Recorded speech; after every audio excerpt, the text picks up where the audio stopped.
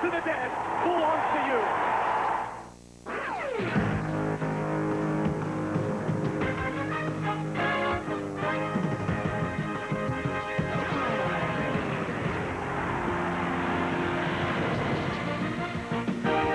Hi, everyone. I'm Greg Gumbel. Welcome to day 2 of our CBS Sports exclusive live coverage of the 2002 NCAA Men's Basketball Championship Tournament.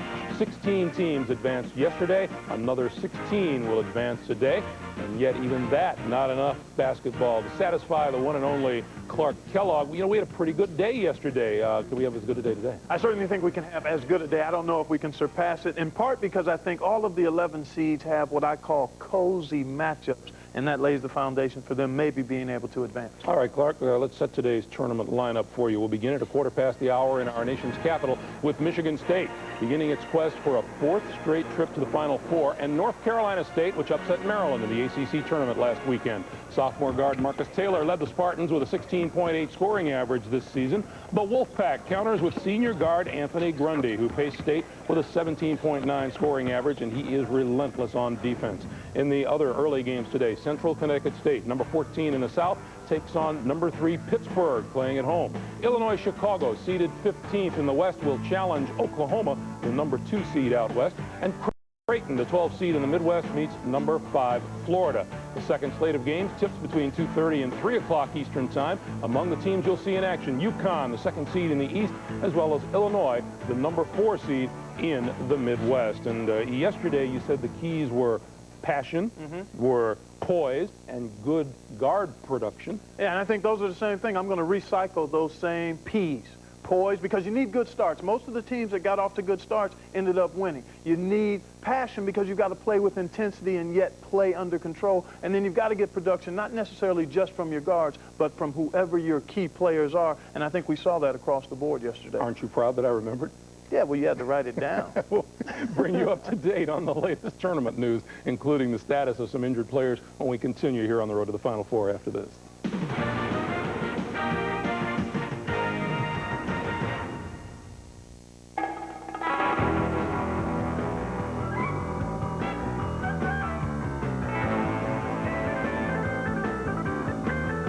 Dogs never look both ways, which brings us to the safety triangle, the interconnected parts that enable you to stop, steer, and maintain stability. Ask your mechanic for a safety triangle inspection and quality replacement parts like Monroe shocks and struts. Save up to $75 off safety triangle parts or service when you buy Monroe reflex or SensorTrack shocks or struts. There's no fuzz on this, Eagle. Donovan shaves with chunky soup. God! No! Mom, we're making a commercial here. Donovan, chunky beef with country vegetables now has more beef. More lean beef to fill you up right. More is good. Mama, you can fill him up right after I fill him up right! Eat your chunky, baby. The Campbell's Chunky Beef Foursome. Now we're more beef.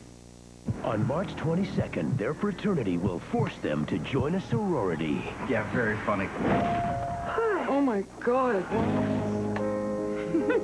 Why? Coming through! Oh. 3 times later. I love when you braid my hair. Tell us about yourself. I'm addicted to porn.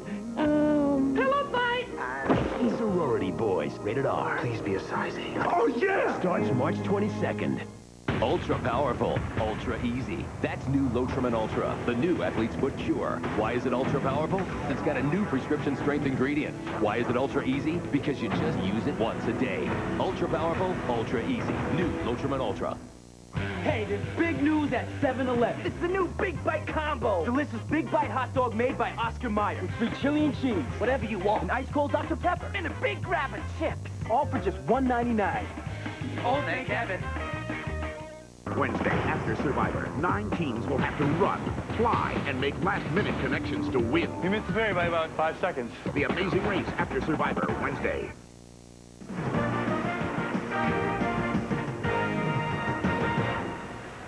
Let's update some injuries to key players now, starting with Florida guard Brett Nelson. In practice earlier this week, teammate Ladarius Halton took a swing at Nelson, broke his cheekbone, requiring surgery on Tuesday night. That incident has overshadowed Florida's impending battle with Creighton today. why'd you hit him? And emotions get high in practice. I mean, it gets physical out there. The team's, if anything's, closer. Certainly, it gathered a lot of national attention. Unfortunately, because of the fracture, they had to go in and perform a surgery, but it was not a major surgery. And, you know, right now, he has not had any problems or effects, and he's just excited about being out there and ready to play. Last Saturday night, Pitt guard Brandon Knight sprained his right quadriceps in the Big East title game. He tested that sore leg yesterday. I've been feeling better. You know, I felt different being out there because I haven't ran since last Saturday, but it felt good. I'm really not concerned. You know, I know that, you know, we did the MRIs, precautionary. There's absolutely zero problem structurally. So he may have to play with a little bit of pain, but that's not going to be a problem for him because of his toughness. During practice yesterday, Knight, who is the Big East Co-Player of the Year, took a hard fall. His sore leg was okay, but the pinky on his shooting hand had to be bandaged. Clark, let's talk a little bit about first that Florida situation. They're going to have their hands full enough as it is with the Creighton Blue Jays. The question is this little hassle during practice a distraction? Hey, think about it. Yesterday we were talking about Missouri, Kentucky in particular, in terms of having some distractions, not playing at their best level, and they played their best games of the season. In my mind, I think Florida is going to rally around this distraction in much the same way because they've got enough material to be a good team and to advance quite far in this tournament. And very quickly for Pittsburgh, if it isn't the same Brandon Knight on the floor, it's not the same Pittsburgh team. It certainly isn't. And they face a team in Central Connecticut State that can play with them inside in a physical way. I think it's going to be a very competitive game. Okay, Clark, the road to the Final Four on CBS will continue after this word from your local station. Entertainment Weekly calls it the best show on TV. The King of Queens, CBS. You know, we could have spent an absolute fortune to get a big-name celebrity in our Prairie Farms ice cream commercials. But instead, we decided to put our money where your mouth is. Quality you can taste from Prairie Farms. You know, we could have spent every dime we have in expensive special effects in our Prairie Farms ice cream commercials. But instead, we decided to put our money where your mouth is. Taste the homemade goodness of Prairie Farms. Carpet Weavers, colors for your life, colors for your home. It's Carpet Weavers Colors for Spring Sale. Floors for every room in your home at outstanding savings, like beautiful carpet and area rugs for living rooms and bedrooms, ceramic and vinyl flooring for kitchens and baths, woods and laminates for entries and family rooms. They're all on sale with very special financing. It's Carpet Weavers Colors for Spring Sale. Your home will love it. Now, held over by popular demand, the Chrysler Great American Getaway. Your chance to get away with great offers on our award-winning minivans, like our 7-year, 100,000-mile engine and transmission powertrain pledge, plus $2,500 cash allowances, or 0% financing on select models.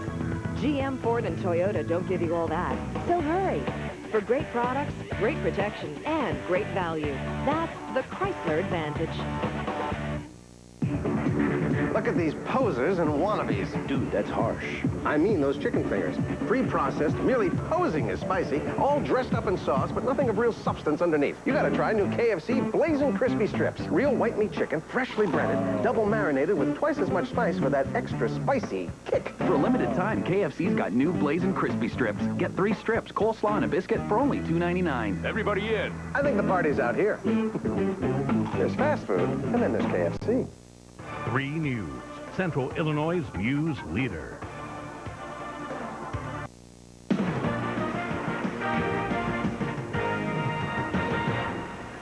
Hi, everyone. Welcome to the road to the Final Four. Greg Gumbel, along with my partner Clark Kellogg. Let us quickly show you the 8 first-round day games about to come your way. Michigan State and North Carolina State will tip off the action at a quarter past the hour. Central Connecticut State challenges Pitt. Illinois-Chicago meets Oklahoma, and Creighton goes up against Florida. The second round of games tips at about 2:40 Eastern Time. Among the teams playing, you get to see both Connecticut, the number 2 seed in the East, as well as Illinois, the 4th seed in the Midwest. And coming off of yesterday, there was this huge fear that, the whole change in the tournament, we're not going to have any upsets. I think that's not right. Well, I never subscribed to that theory anyway, because simply when an underdog has a chance to beat a higher seed, the neutral fans will get behind that particular underdog. We saw it all day long. There were surprises across the board. The thing that intrigued me me, a number of your higher-seeded teams, teams seeded above 4, really struggled in getting off to a good start, even though some of them advanced. I think today, the teams that we're watching yesterday have revamped and refocused, and they'll come out and play much better at the start. I don't think we'll see as many surprises today as we had yesterday. All right, Clark, we'll tally up how you did at the end of the day. First round of play in the 2002 NCAA tournament is about to continue across the country. Everybody starts with Michigan State and North Carolina State. Those of you expecting to see the Central Connecticut State Pitt game will get you there in time for the tip at 12:25 Eastern. Similarly, with the Illinois-Chicago versus Oklahoma and the Creighton-Florida games. Both tip at the bottom of the hour, and we will get you there in time. Enjoy the games, everyone. March Madness 2002 continues here on CBS. CBS Sports exclusive coverage of the NCAA Basketball Championship is sponsored by Oldsmobile, Singular Wireless,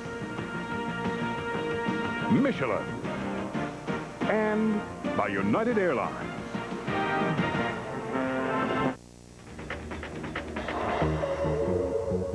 People are buying thousands of new Oldsmobiles every month, which explains why we're building thousands every month.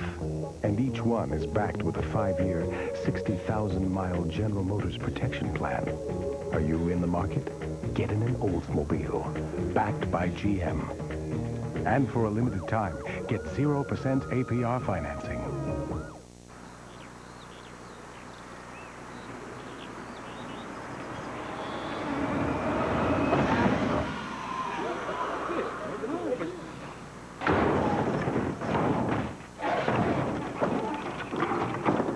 No matter who you are, everybody's got a little diet doing them. Nice shot. Do the diet do.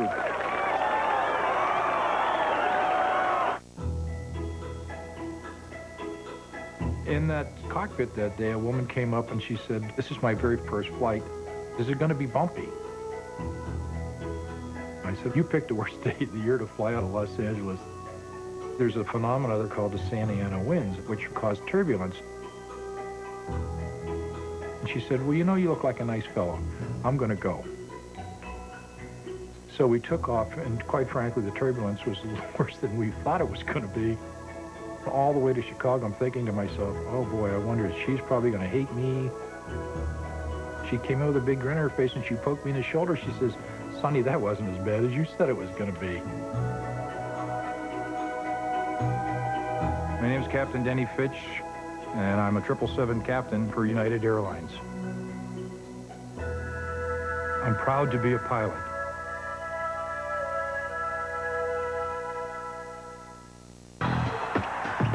Got a little too much hoops on your mind? Make a fast break to your nearby Mitsubishi Big Screen dealer. Get yourself a brand new Mitsubishi Big Screen HD TV. Mitsubishi.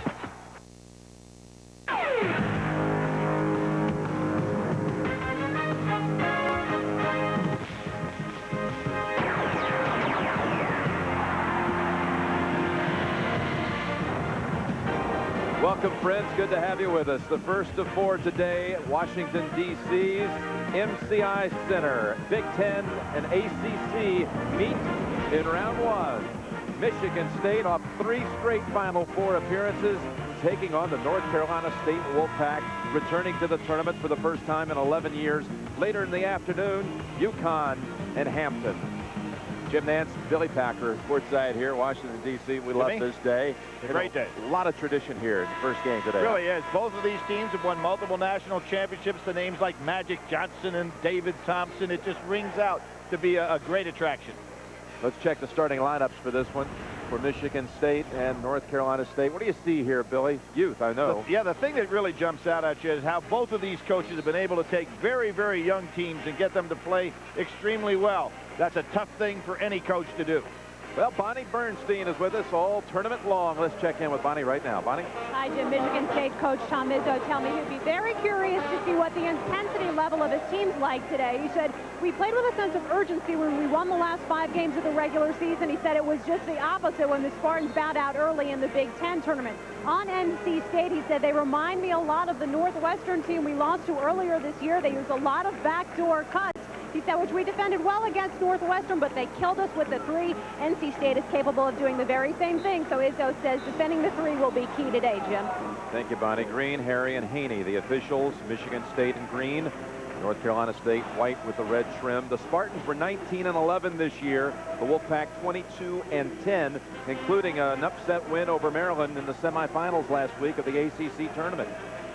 Jim, it is an odd combination. If you back off against NC State to take away the backdoor cuts, State does have terrific outside shooting. Leading scorer for Michigan State, Marcus Taylor, launching a three off the mark. And if there is any major advantage fans could watch for in regard to Michigan State, tremendous rebounding advantage. They out-rebound their opponents by 8, and NC State right at a negative margin in regard to rebounding. Melvin going past Anna Gagne. Nice pass. Powell wasn't ready. Follow-up Hodge. Can you believe this? NC State doing the job on the offensive glass early. On his first possession, getting a couple of second chances. Anderson really did not see man and ball there. He could have had an interception. Way outside. Grundy off on the three. Anderson driving underneath and loses control. Grundy with those long arms likes to steal from behind. Grundy 6'3", plays about 6'5". Doesn't mind going in. There's the backdoor cut, pick. Grundy underneath, and he is fouled. Grundy had some tournament last week as the Wolfpack made it all the way to the ACC tournament final before fouling to Duke. Jim, an unbelievable statistic for a 6'3" guard. He leads the team in scoring, rebounding, assists, and steals. Now, you can look around the country. You're not going to find anybody doing that, particularly not a team that qualified out of a major conference. First team all-conference player. It had a sensational year. First North Carolina State all ACC player since Todd Fuller back in '96. There's Herb Sendek in his 6th year. Entered this season with a lot of controversy in terms of would he be able to remain at NC State. Did a terrific job with this young team. Full court pressure. Nice job by State. That could be a 5-second call. Should have been. Awful close. Should have been. Good cut here. Anderson taking it all the way. No, disallow the basket. It's a charge. Well, I really thought Anderson had an advantage. So did Tom Izzo. It's the second one on Anderson. Now this is not a deep bench. You can see. I think Anderson had the lane sliding under. This is a big loss for Michigan State to get anybody early on in foul trouble. Not a deep team. Chris Hill comes in. Now he is a star performer as a freshman, number 5 for the Spartans. He is not a starter, but a star, Jim. Yes, you know, I mean, you really can't say this up. There's a backdoor cut again. And Archie Miller converts, and here comes the full court pressure. This is very interesting here to get that ball into Taylor's hands as quickly as possible. Let him break this off the dribble, which he's very capable of doing. This is really spreading Michigan State out. Corbett rattles at home for the Spartans' first 2. Freshman who would like to be in that range all day long, Jim. He can either take it to the hoop. He does not have the great outside shot, but you get him around 12 feet. Because of his power and leaping ability, he can really score. Powell on the turnaround. Josh Powell just in. Misjudged his placement on the floor. Thought he had room to bank that shot. Nice hedge move by Powell. A lot of quickness for a big young man. Anaganya, he's got great size. Has to kick it back out. Marcus Taylor, who makes them go on this end of the floor. Ballinger, top of the key. Good block out by Powell, and you can see that NC State realized they have got to block out to play against this Michigan State great rebounding club. We'll be getting you to your tip times. Some will see Central Connecticut State and Pitt, Illinois, Chicago, Oklahoma, Creighton, Florida. All here in the early window. Quadruple header sites all day long here on CBS. Jim, as tough as the Big Ten is, Michigan State has been the dominant rebounding team in that league now for a long time. They continued again this year. Miller is a good shooter, but would rather shoot from a standstill than off the dribble. Long rebound to Taylor.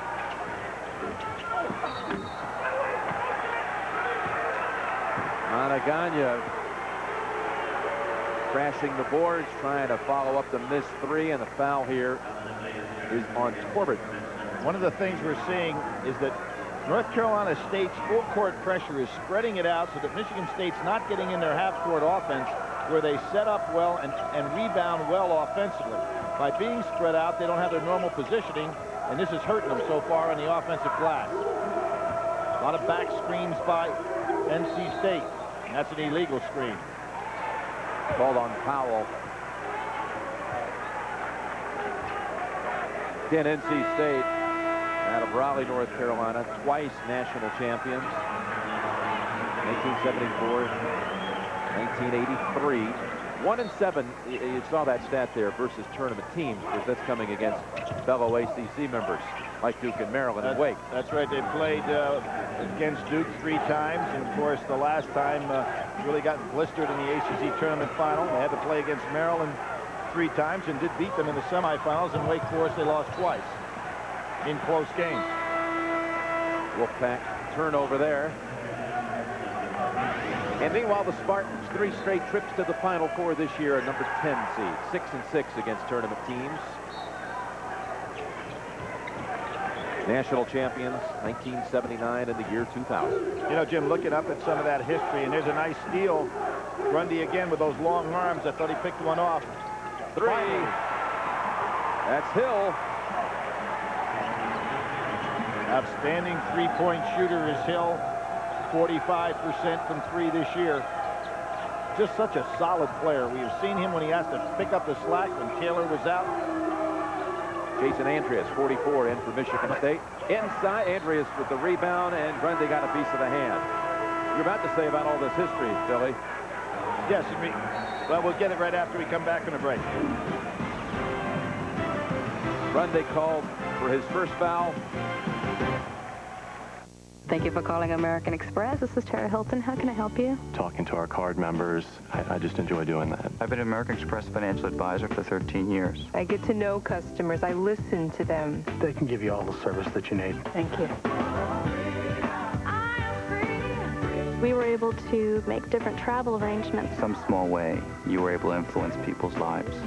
It helps take out some of the stress in their life. Which is an amazing thing to be able to do.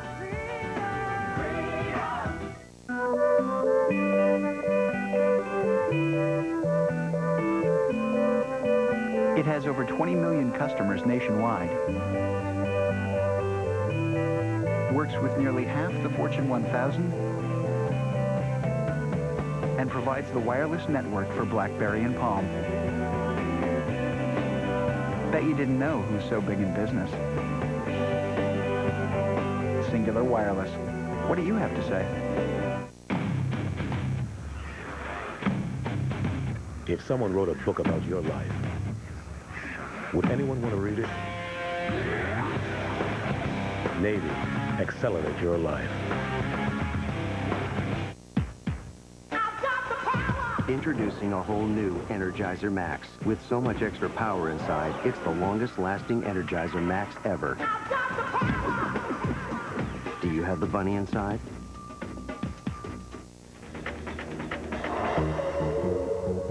People are buying thousands of new Oldsmobiles every month, which explains why we're building thousands every month. And each one is backed with a 5-year, 60,000-mile General Motors protection plan. Are you in the market?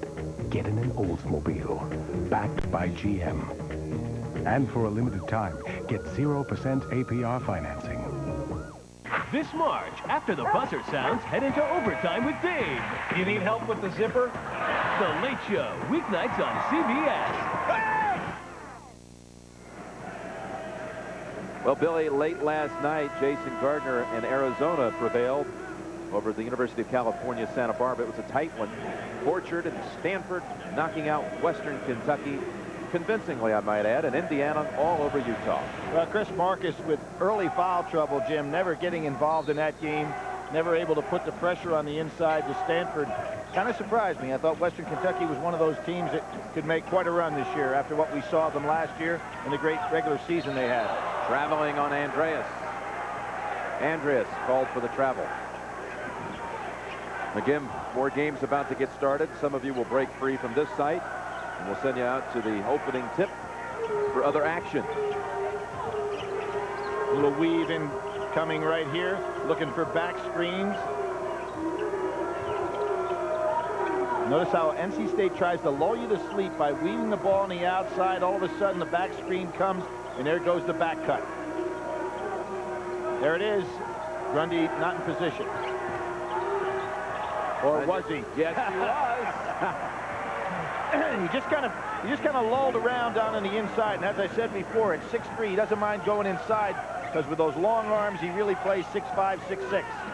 A couple of times he's been able to sneak in underneath. Smart play by Hodge. The ball got away from him. He let it take the big bounce.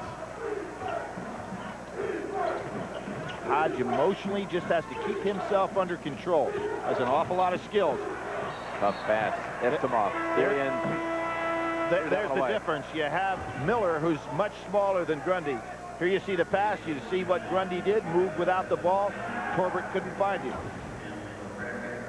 What happened on that last possession? Well, you have Eftimov, who is an excellent passer and has the size, but Miller, being as small as he is, does not present the target that Grundy does down inside.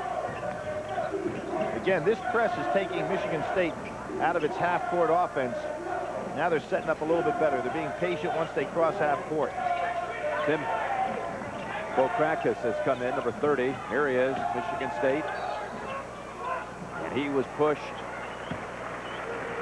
And Tim, what I was saying in regard to the Greg Gumbel in New York as day 2 of the tournament picks up speed. Time to get you to the games that you are ticketed to see. Some of you will be headed to the United Center in Chicago, where Creighton and Florida will do battle in the first round in the Midwest. Tim Brando and Eddie Fogler standing by there. Others will head to the American Airlines Center in Dallas for Illinois, Chicago, and second seed Oklahoma in the West. Craig Bolerjack and Bob Wenzel standing by. Enjoy your respective games, everyone. All right, Greg, thank you very much, and welcome to the United Center in Chicago, where beware of the new pod factor in a 12-5 matchup, the Blue Jays taking on the Gators. You're looking at the upper half today of the Midwest bracket on the opposite side of top-seeded Kansas. Hello, everyone. Tim Brando welcoming you to our coverage today here from the United Center. The Florida Gators were once ranked as high as number 2 in the country at 14-1. But they lost 4 of their last 7 and have not won back-to-back games in almost a month. Well, the frustration hit its zenith earlier in the week when on practice Tuesday, an altercation between Ladarius Halton and star shooter Brett Nelson led to a fight that fractured the cheekbone of Nelson, requiring surgery. The key to this game now, Eddie Fogler, who joins me, is the state mentally of this team for Billy Donovan after that kind of thing happening. Well, Tim, after Florida lost to Mississippi State in the SEC tournament, Coach Donovan wanted his team to regain a mental and physical toughness he felt they lost late in the year. This team is a team that has lost recently. This team needs to find its niche. This team has struggled and needs to find a better way to play. The third member of our broadcast team will be working alongside us throughout the day and over the weekend on Sunday is Charles Davis. What about the physical state of Brett, Charles? Tim, the physical state of Brett is excellent. He's recovered well enough that he will not wear a face mask today when he plays. That's normally odd considering he's had a broken cheekbone. No face mask, not much swelling. They expect him to be ready to go today, Tim. All right, Charles, now for the Creighton Blue Jays, we're talking about a team out of the Missouri Valley Conference, Eddie Fogler, that's gotten to the NCAA party 4 consecutive years. Well, Tim, as a former coach at Wichita State in the Missouri Valley Conference, I can tell you firsthand it's very difficult from a very competitive mid-major like the Valley to make the tournament. 4 years in a row is an excellent accomplishment for this established program. This is not just a good basketball team. This is an established program. They could give Florida all it wants here today. Dana Allman left Kansas State to take over in his native Nebraska at Creighton, school located in Omaha. You look at the starting lineups now. Corver and Darren are a strong front line. 2 teams that like to get up and down the floor, Eddie. But the change in the starting lineup comes from Florida, where Orion Green will not start, and Billy Donovan goes tall by bringing in Bonell Colas, moving Matt Bonner to the 3 spot. Well, I'm surprised at that. Certainly, Billy Donovan has his reasons. I expect Creighton to press here today, Tim. And now Florida's going with a bigger lineup that would be more susceptible to the press. In addition, I don't think Florida will press now. Dana Altman is a guy that told us yesterday, hey, you know, we've got to press. It's all we do. I'm not going to tell my guys to do anything else. Well, you don't change for anybody when you're as successful as Creighton has been. Tom Rucker retiring this year, 5 Final Fours, 20 trips to the NCAA dance. Michael Cyphers and Jim Stoop and the rest of our officiating crew. Tyler McKinney running the point for the Creighton Blue Jays. Lindemann loves to run backdoor cuts. Everything runs through Darren and Corver. Tough pass. Lindemann brings it in. Harry House is a swing player. Complimentary role player for Dana Altman's team. There's the double team of Corver. He's in trouble. Shot clock at 2. Lindemann will have to launch. A nice start for the Blue Jays, 3-0. Key basket. The underdog always wants to get off to a good start. Great patience by Creighton. Justin Hamilton has struggled at the point this year. You'll recall Teddy Dupay unavailable for this team for reasons that were well documented. Association and gambling cost him an opportunity to play this season. Colas gets it done. A nice jump hook. Getting the surprise start. He's the first in the scoring column. And Florida does come out pressing, Tim, even though it started a big lineup today. Lindemann. That's a 2 just inside the arc. Of course, both of these teams have pressed during the year. It'll be interesting to see how they handle each other's pressure. Loose ball. Lindemann comes away with it.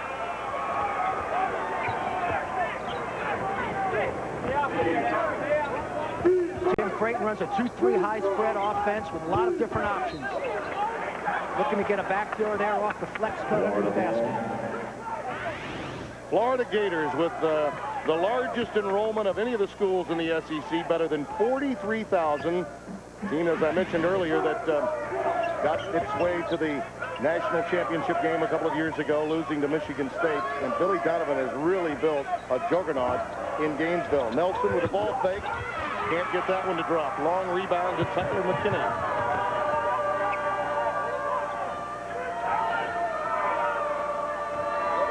Tim, Florida has Justin Hamilton, a guard on Corver, their number 4 man for Creighton. He's an outstanding outside shooter. Florida is treating him like a perimeter player.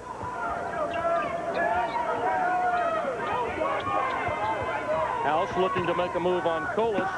Nice defensive work by Bonell. And on the outlet pass, it's Nelson on the run out. Excellent look up the court by Udonis Haslem. Terrific pitch ahead.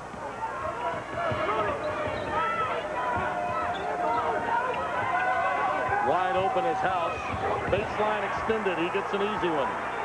Here Creighton sets in a 3-quarter court, 1-2-1-1 half-court press. Trying to disrupt the Florida natural offense into their secondary break. Florida has to reset. Hamilton. Not there. That's a shot that will oftentimes be there. He's got to be willing to take it, Eddie.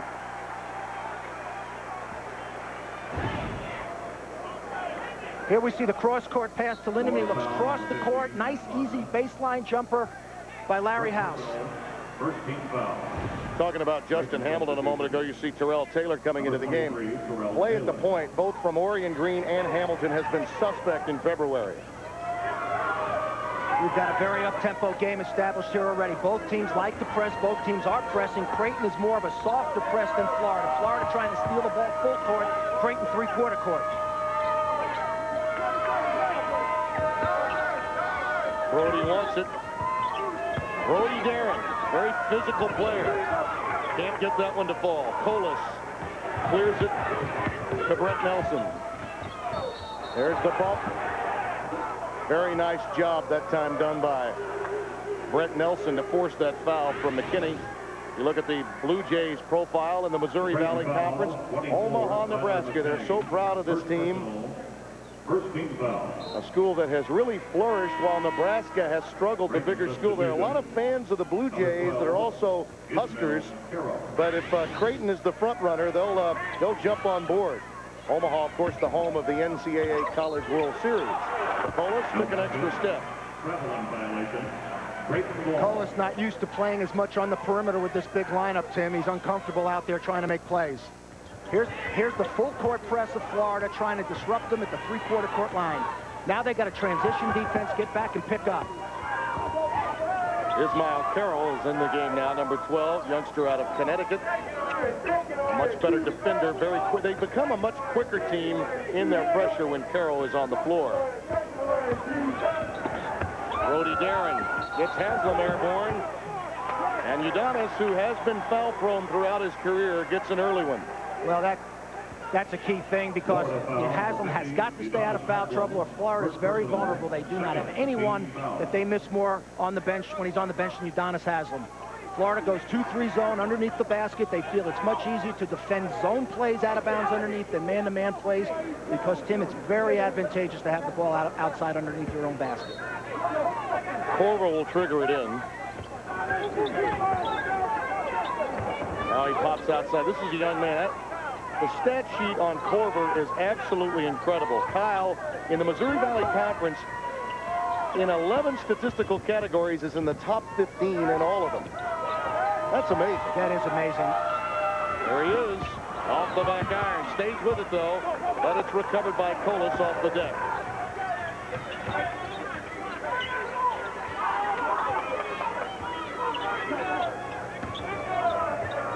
It'll be interesting, Tim, to see how Creighton guards Haslam at the low post when he's able to catch it. Nelson's shot not falling early from deep. He's missed a couple of threes. Carroll giving it up to Terrell Taylor. Here we see their 2-3 high, cutting off the high post. Two-man game. Corver off the pick from Brody Darren. Long rebound by Bonner. Excellent pass. Haslam recovers it. But a foul prior to his move to the hoop against Brody Darren. Young man that transferred from Northwestern. Darren picks up his first timeout. Just over 4.5 minutes gone in Chicago. Tonight on Robo Bash, we got 5-time world champion. And Tour. And in this corner, Mini Fridge.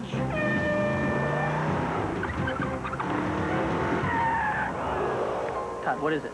It's a Bud Light. Block on.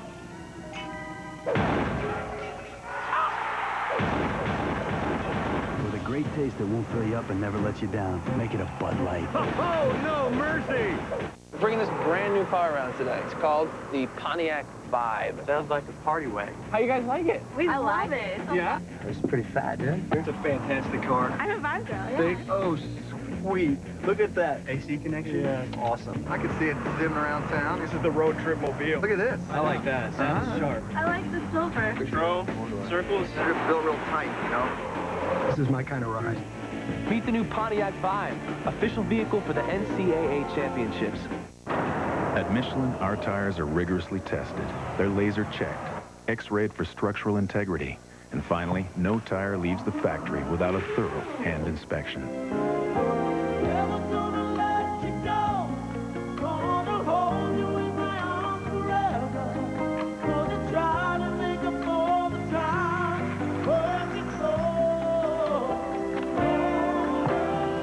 Michelin, because so much is riding on your tires. Your duty today is personal courage. Biggest fear is climbing down. Like a scary thing. Today, Richard climbs Victory Tower. Once you get to the top, the view, breathtaking. Especially if you're terrified of heights. Log on and see if courage conquers fear. Only at GoArmy.com. CBS presents a comedy that speaks for itself. Sometimes I forget I have ears, and then my hand goes up there, and I'm all, hey, what's that? Baby Bob, series premiere, CBS Monday. For Creighton to be successful here today, they're going to have to beat the press. The key to beating the press is when the ball is entered, you want 3 near outlets across the court. The post-up is the key pass. Anytime you can make the post-up, you generally have the press beaten. Now, in this situation, they really don't have the post-up. There's the 3. The post-up clears out, but they still are able to move the ball up the court, go cross-court, and move the ball and set up in their 2-3 high offense. Really helps when you have big people that can handle it, as Corver can. Well, Corver's really a small forward playing big forward, Tim. Bonner. That one was deflected by Taylor. Hamilton rejected inside. Colas stays with it. Dabbert is in the game. He got a piece of one, and Anthony Bowden tried to recover it, but was on the sideline. It will be controlled to the Gators. Well, here we see offensive boards by Colas and the Florida bunch getting up there and keeping the ball alive. Creighton is going to have to put bodies on people here today to get the Gators off the board. Florida's 0 for 3 from downtown early on. Here's Carroll. We told you he helps them in pressure. Very quick, very defensive. And Ismail Carroll gets the first steal of the day. It's 9-4 Blue Jays. Bonner almost lost his dribble and then, in fact, turned it over. Here we see Hamilton getting stripped by Cairo. Cairo takes the ball down, gets the angle to the basket, and hips Hamilton off for the easy basket.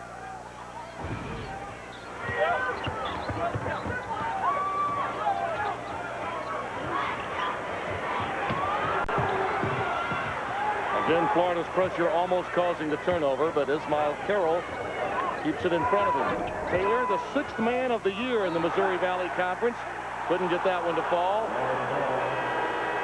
I believe Korver may have been whistled for over the back. Haslam will come back in. As we study Creighton's three-quarter court press, it puts a lot of pressure on Bonner. Hamilton, the second pass back, will be to Bonner. It will make Bonner a ball handler much of the game. Nelson out of bounds.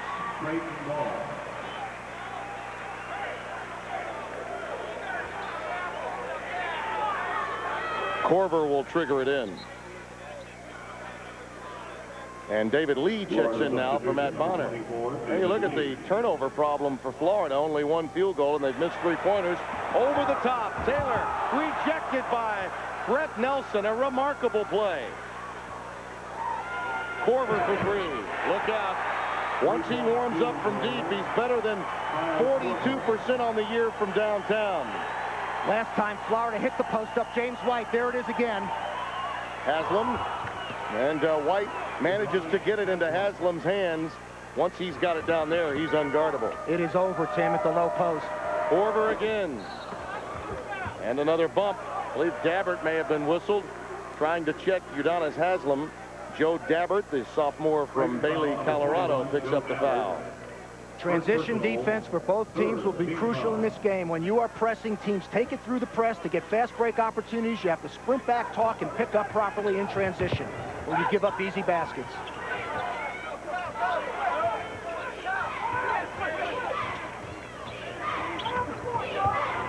White has really struggled with his shot of late. Puts that one down, and that's important. James White, highly regarded freshman out of Hargrave Military Academy, struggled in the SEC tournament. Carroll, not there. David Lee. These freshmen are really being counted on today to play appreciable minutes. White saving it, but it was last touched by Korver, trying to make the play down underneath.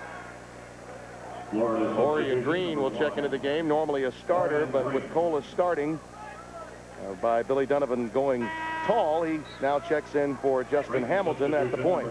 Tim, this pace is up and down. I think it favors Florida at this point. I think they have more power on the offensive boards, although it's Creighton's pace as well, but I think Florida had the edge here early.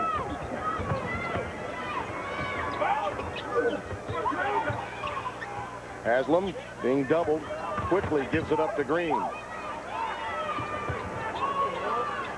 Udonis, tough inside there. That's an offensive foul, and that's very important. That's 2 on Haslam. He gives away the cheapie on the defensive end and now picks up the offensive foul, and Bonner will be forced in. Well, here we see Creighton trying to figure out how to guard the man inside. They come running at him, and he runs over Dabbert. Unnecessary foul. Haslam not playing under control. I'll tell you, the games that they've lost recently, Haslam's been in early foul trouble, or Nelson. And either one of those 2 options gone from that team for an appreciable time. They can't recover from that. Creighton doing an excellent job, Tib, of looking up the court and throwing over the top of the press to negate it in the backcourt. Korver over Bonner. Jump hook won't fall. Nice tap out by White to get it into Orion Green's hands.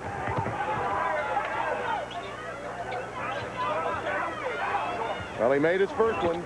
He's going to keep shooting until you check him. And the scouting report of late would tell you White has not been a factor. So they're giving him that 3-pointer, and he's flushing them. Well, there we see Florida's press making Corver into a ball handler. Both these presses are getting the power forwards on each team to become guards in the backcourt, something neither team wants to have happen. Pretty entertaining to watch, though, isn't it? This is an up and down. It's an interesting game, Tim. Great pace to it. Corver with the dump down to Dabbert. Fouled by White as he comes over to make the play defensively. Joe Dabbert, just over 5 points a game, backs up at center. Fourth team foul for Creighton, Joe Dabbert. Nice pick and roll by Creighton. It looked to me, Tim, that Florida tried to trap that pick and roll play, but did not rotate to play Dabbert going to the basket.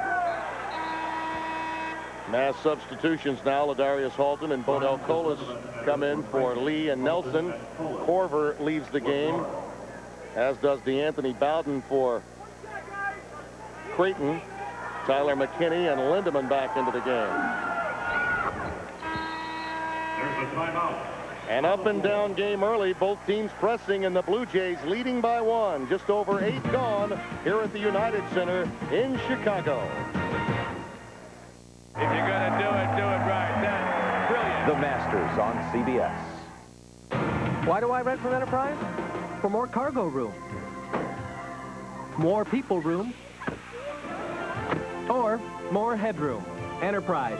So easy, it's like having a second car. Or third. Pick Enterprise. We'll pick you up. At TGI Fridays, we let our chefs flex their muscles, and we have a whole new menu to show for it, with enticing new items like natural Angus meatloaf stack. In all, there are 14 new dishes to tempt your taste buds. Check it out. The new menu is in at Fridays. Gina?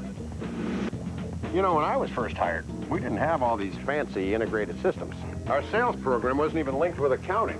Warehouse platform in Chicago wasn't linked to anything, not even shipping. Back then, orders took days. Now, they just take hours. Wow, how long have you been working here? A couple of months now. When software quickly connects all your business systems, that's 1 degree of separation. That's business with .NET from Microsoft.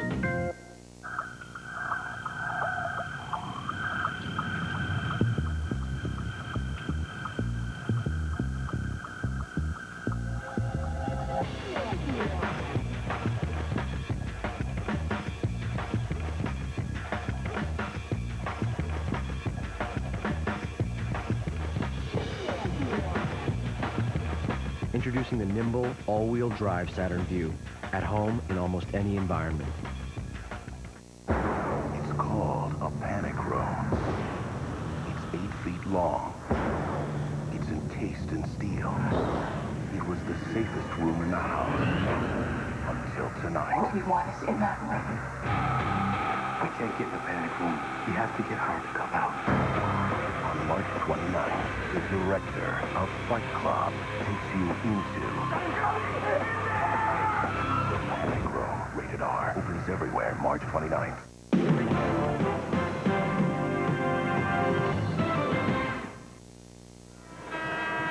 Our game summary in Chicago in the Midwest region. 8 minutes gone. Both teams trying to press. There's an old adage, Eddie Fogler, that teams that press don't like to be pressed. Well, there's some truth to that here today, Tim, as well. And both teams, the decision-making in the front court, once they break the press, is going to be critical, because if you turn it over in transition, you're generally giving up 2 at the other end. My question to you is, what does Billy Donovan do with Haslam saddled with early foul difficulty? Well, he has to go to his bench, and it's not good for Florida. They're not nearly as good with their stud on the bench. It's a great advantage for Creighton.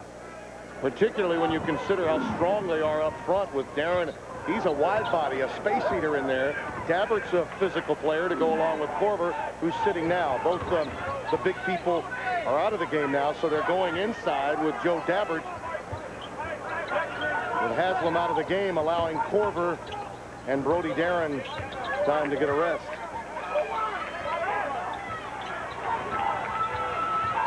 Shot clock under 10. Colas, again, that ball fake and a head fake leads to an extra shuffle. Tom Rucker calls him for traveling. And there again, Tim, we see Haslam on the bench. Colas is having to play more meaningful minutes. 2 unforced turnovers created by Colas. White with the near steal. He comes away with it. Can't get it to fall. Halton with the tip in. May have been called for the foul prior to that time, so wave it off. Ladarius Halton picks up his first foul. Number 23, Ladarius Colton. Now this is a spot throw, much more difficult against the press. Lindemann quickly trapped. You see the shooting story early. After a 3-for-3 start, they cooled have the Blue Jays, 2 out of 9. Taylor to Dabbert, not known for his offense. Hey, it's tournament time. You never know who the stars of the future might be. Well, the great teams have players step up, Tim, that don't generally get it done during the season. Creighton has changed his press from a 3-quarter court press to a full court press, much like Florida's. Green off the bounce. As these teams warm up, and particularly Florida, their press works a lot more, as it does here after a made basket. Bonner doesn't hit. Bonner stays with it. Finally pulled down by Creighton. Mike Grimes comes out of there with it, number 34 in blue.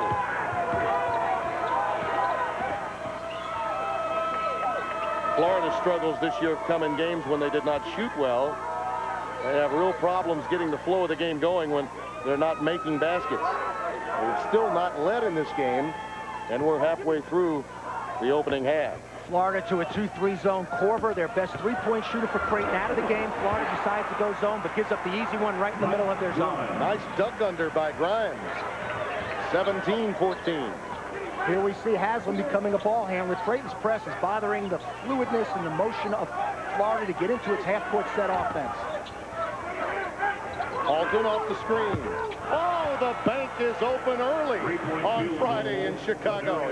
I don't know that you would call that one. I think you would. I was going to say bad shot, but now that's a good bank shot. 17-17. Taylor, too strong.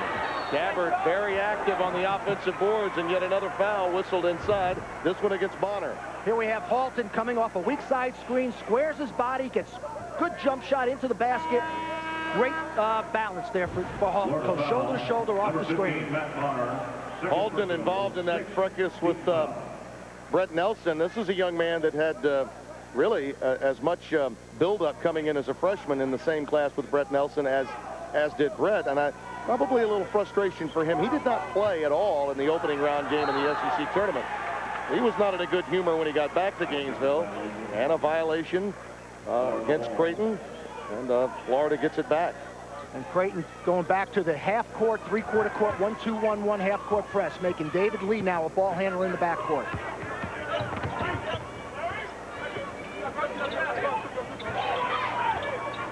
Creighton's going to have to decide how to handle Florida's screen on the ball. There's one right there. Hamilton. Tolis, nice tip. Very athletic player, Bonell Tolis. Sophomore from North Miami Beach. That's the Gators' first lead. Mark it down. It took better than 11 minutes for them to finally get on top. Brody Darren back on the floor with Corver, and a block against Tolis. Check out the game centers for in-depth play-by-play of each tournament game at cbs.sportsline.com or on America Online. Enter keyword CBS Sportsline. Brody Darren gets to the free throw line. Tim, that's Florida's 7th foul already with 8:42 to go. Creighton will be shooting a 1-on-1 the rest of the way. Creighton has only committed 3 team fouls. That could be a big advantage going into halftime for Creighton. Corver over the back. Tom Rucker whistled him, and Tom had just gotten an earful from Billy Donovan about the foul earlier against Colas. One of the dilemmas for Billy D's team has been low post defense as it relates to foul trouble. Well, absolutely, and that's why they generally double down to keep people from getting in foul trouble at the low post defensively. On the floor now, David Lee, the freshman, along with Orion Green, Hamilton, Colas, and Brett Nelson. And staying right with him is the best defender on this team, Larry House for Creighton. Number 20, shadowing Nelson everywhere he goes. Colas with the jump hook. Well, we saw Florida work on that high-low play yesterday. Excellent pass by David Lee into Colas at the low post. Creighton needs to get around the low post. That's way too easy. 17-5 run now for Florida with a 2-bucket lead. House, too strong. Lee the rebound. Well, you mentioned earlier Creighton was making more shots, but the flow was Florida's. They're getting to a lot of loose balls in these situations now. Here's another example. They're going to call over and back now on the Gators, but they're getting to the loose balls more quickly than Dana Altman's team. 4-point deficit for Dana Altman here in Chicago.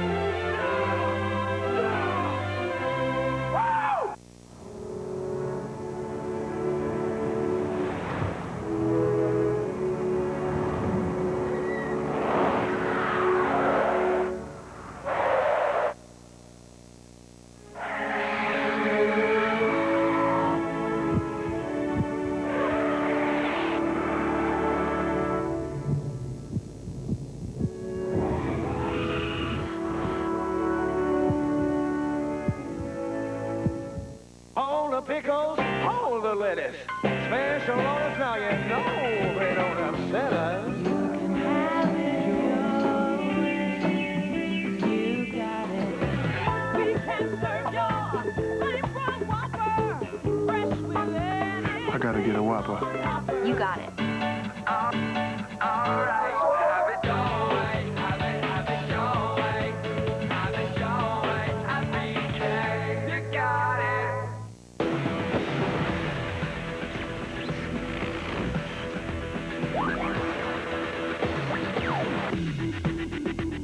Armor All Protectant Wipes. Armor All Shine and Protection in a wipe. Introducing a whole new Energizer Max. With so much extra power inside, it's the longest-lasting Energizer Max ever. Do you have the bunny inside? Becker helps a special patient to speak. Thank you, Dr. Becker. In an episode that will have everyone talking. Hey, lady, move your big fat butt. An all-new Becker, CBS Monday. Today's lineup, as you look at our second rotation of games, many of you will see San Diego State against fourth-seeded Illinois here in Chicago. Others with Hampton against Connecticut. We all remember what Hampton did a year ago to Iowa State. Brand Dunphy's team, many people believe, is a posh pick in the opening round against California. Penn is no fun to play. They're very, very good each and every year and had a great win to win the Ivy on a playoff. Yeah, the last league to hold out on a conference tournament wound up having a two-game, three-team tournament anyway. Tim, again, Justin Hamilton, a guard, is playing Corver. They believe Hamilton, with his physicalness and his quickness, can take Corver out of this game.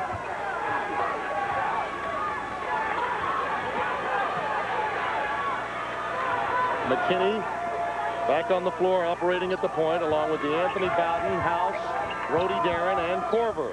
House off the bounce. Lee brings it down. That's an excellent defensive sequence for Florida. Orion Green with a double dribble. See, that lack of play at the point guard position at critical times has really bothered the Gators. Although you see they are on a significant run of 17-5 in the last 6+ minutes. Well, in my opinion, I believe Florida misses Ted Dupay more than anybody would really want to admit. Not only could he play some point, he made big-time three-point shots down the clutch in clutch situations of close games as well. Yeah, he also played with a chip on his shoulder. There was a nasty side to his game, which I think has been noticeably absent in this Florida team this year. Florida's pressure is really bothering the set half-court offense of Creighton, and Creighton's having a lot of difficulty because of the pressure on the ball is not letting them run their set plays. Colas picks up the foul. That's 2 on him. And remember, Haslam already sitting down with 2. Pick and roll is part of Creighton's offense. Here we see Carver trying to set the pick and try to roll the goal. Carver has struggled in NCAA tournament play. He's not started off particularly well here last year against Iowa. Tim, 2 of 13 from the field. Yeah, I think anytime you're the focal point, and you see there, he had open shots in that game. And were it not for the fact that he could not hit them, they likely would have beaten the Hawkeyes in that particular matchup. He's been asked about it all year long. I think it's become a bit bothersome for him, but the only way to eliminate it is to come out and get it done today. 21-19.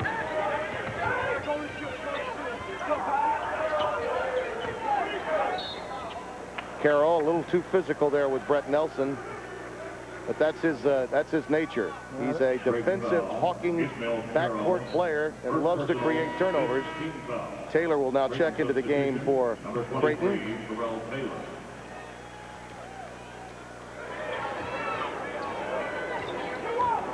Okay.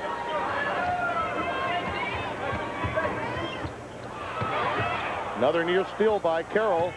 White with the jump stop. Carver in the passing lane. Almost taken away by the Blue Jays. I don't see any effect of the eye injury to Nelson so far, Tim. He's missed a couple of open looks, but he seems to be active, has good quickness to his game. I think he's fine. The swelling is down noticeably from yesterday. He is 1 for 5 from the floor. And again, Colas called for the travel. He's much better in a situation where he gets the pass and just puts it up. Anytime he gives a ball or head fake, he moves his pivot foot, Colas. Well, again, with the foul trouble to Haslam, it's making Colas play many more meaningful minutes than he would ordinarily play. Now we've got Green coming into Colas. Billy wants to settle him down.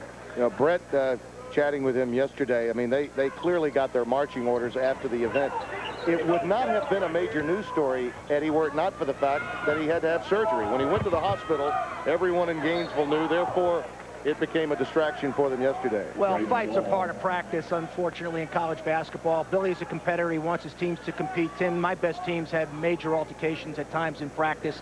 As long as it's not a personality conflict, if you're going to be competitive, you can get into altercations when going after it. Some have tried to make more of it. Some claim that, you know, Halton was tighter with Teddy Dupay and misses him. Brett Nelson was perhaps not as close.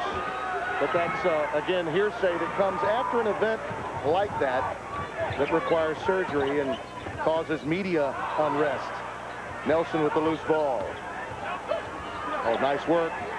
That creates the open shot. Now that's Florida basketball, making the extra pass, penetrate, pitch, a good shot to a better shot, the extra pass. Green with a steal of Corver. Numbers now for Nelson. Back to Hamilton and the foul. The Gators have it going their way. There you see the frustration in Corver. Nelson penetrating in, gets into the lane, draws the defense, pitches, and the extra pass for the open three for James White. Nice play by the Gator players. Florida out pressing Creighton at this point. Now on a significant run. Leading this game now by their largest margin of 6, 25-19. And Florida is very, very small now there with David Lee as their center in this game. They have an excellent pressing team in the game now. Very, very small team for Florida. 21-6 run for them that's given them this cushion here with just over 5 minutes remaining in the opening half. Tim, the pressure that Florida's putting on the ball defensively is totally disrupting the very set continuity Creighton offense. And they're handling the pick and rolls without a problem with Brody, Darren, and Corver. Taylor from deep. Carroll kept that one alive. Bowden finds Darren for the slam. Brody, Darren. Offensive rebounding can cure a lot of problems.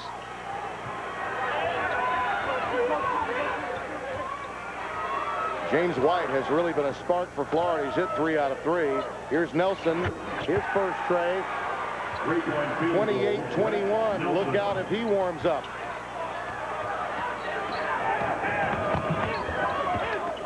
Seven points, the cushion.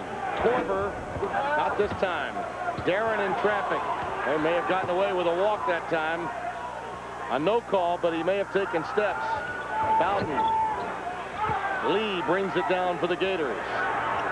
White really running the floor well to an open Brett Nelson. White over the back. Now Creighton working the offensive glass. Well, Florida has gone small to get a better pressing team in, but you always see the dunk on the pass across after the offensive rebound. But now Florida is susceptible with their small team, Tim, on the offensive board, and Creighton's taking advantage. You get a feeling that from a coach's point of view, Billy Donovan finds himself in sort of a counter-punching role trying to match up. Going into the game, he decided to go tall. Haslam got 2 early fouls. Then suddenly he went small, and that's when they became more effective. Well, now we have Orion Green as the power forward for the Florida Gators on the court. Tim, I don't believe I've ever seen this lineup play for Florida all year. Haslam, Bonner, Colas, and White, all with 2 fouls, which has a great deal to do with why this lineup's on the floor. Here's a young man shooting 89% from the foul line. 6'7". He's son of a preacher man. His dad and the family from California moved to Pella, Iowa, where he's the denomination is Dutch Reform, and we're told the congregation in nearby Pella, Iowa, very close to Omaha, Nebraska, is very strong. His mother was an outstanding player in old 6-on-6 Iowa basketball. She once scored 74 points in a game. Halton, the iron unkind, from deep for Ladarius Halton.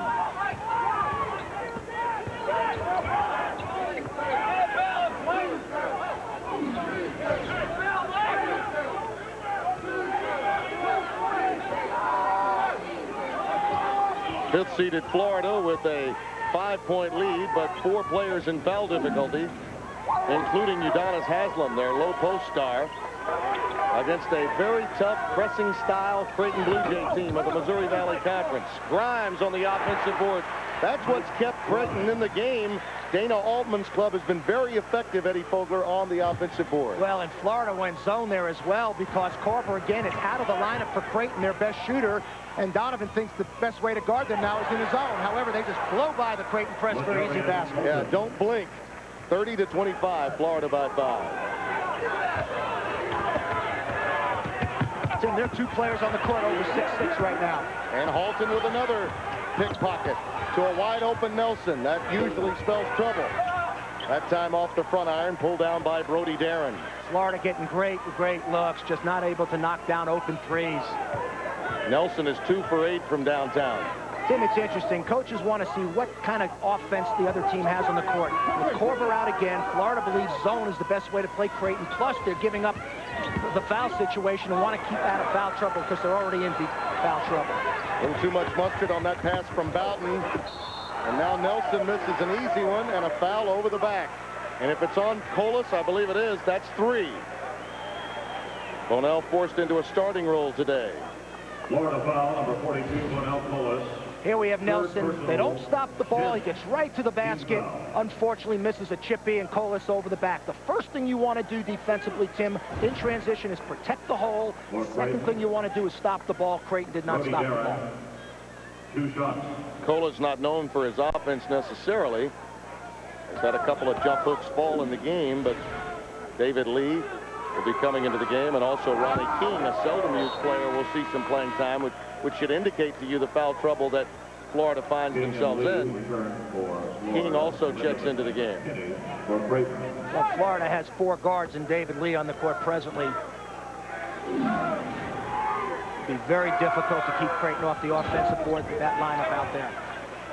And there's Darren, a little extra hook, and Brody Darren picks up his second. Those cheap fouls like that, Eddie, really bother coaches because you give one away in a position on the floor where you just don't have to. Absolutely. Those drive coaches, as you say, bonkers. That's an unnecessary foul. You put a young man on the foul line, although Lee's not a particularly good shooter. Tim, if you can get fouled offensively every time your team is a coach, you are thrilled offensively. You'd win every game. For Florida, young David Lee at the free throw line. Shoot 1 plus the bonus. 30-25, a 5-point lead in a game in which Florida struggled early. Foul difficulty to Udonis Haslam. Then they went on a 21-6 run. Their press has certainly been more effective than Creighton's here in the early going, but they've gone deep into their bench and have committed a number of fouls that could have them in the double bonus very, very soon. There's a timeout. Timeout. 2:30 remaining. Opening half in Chi-Town. Billy D's up.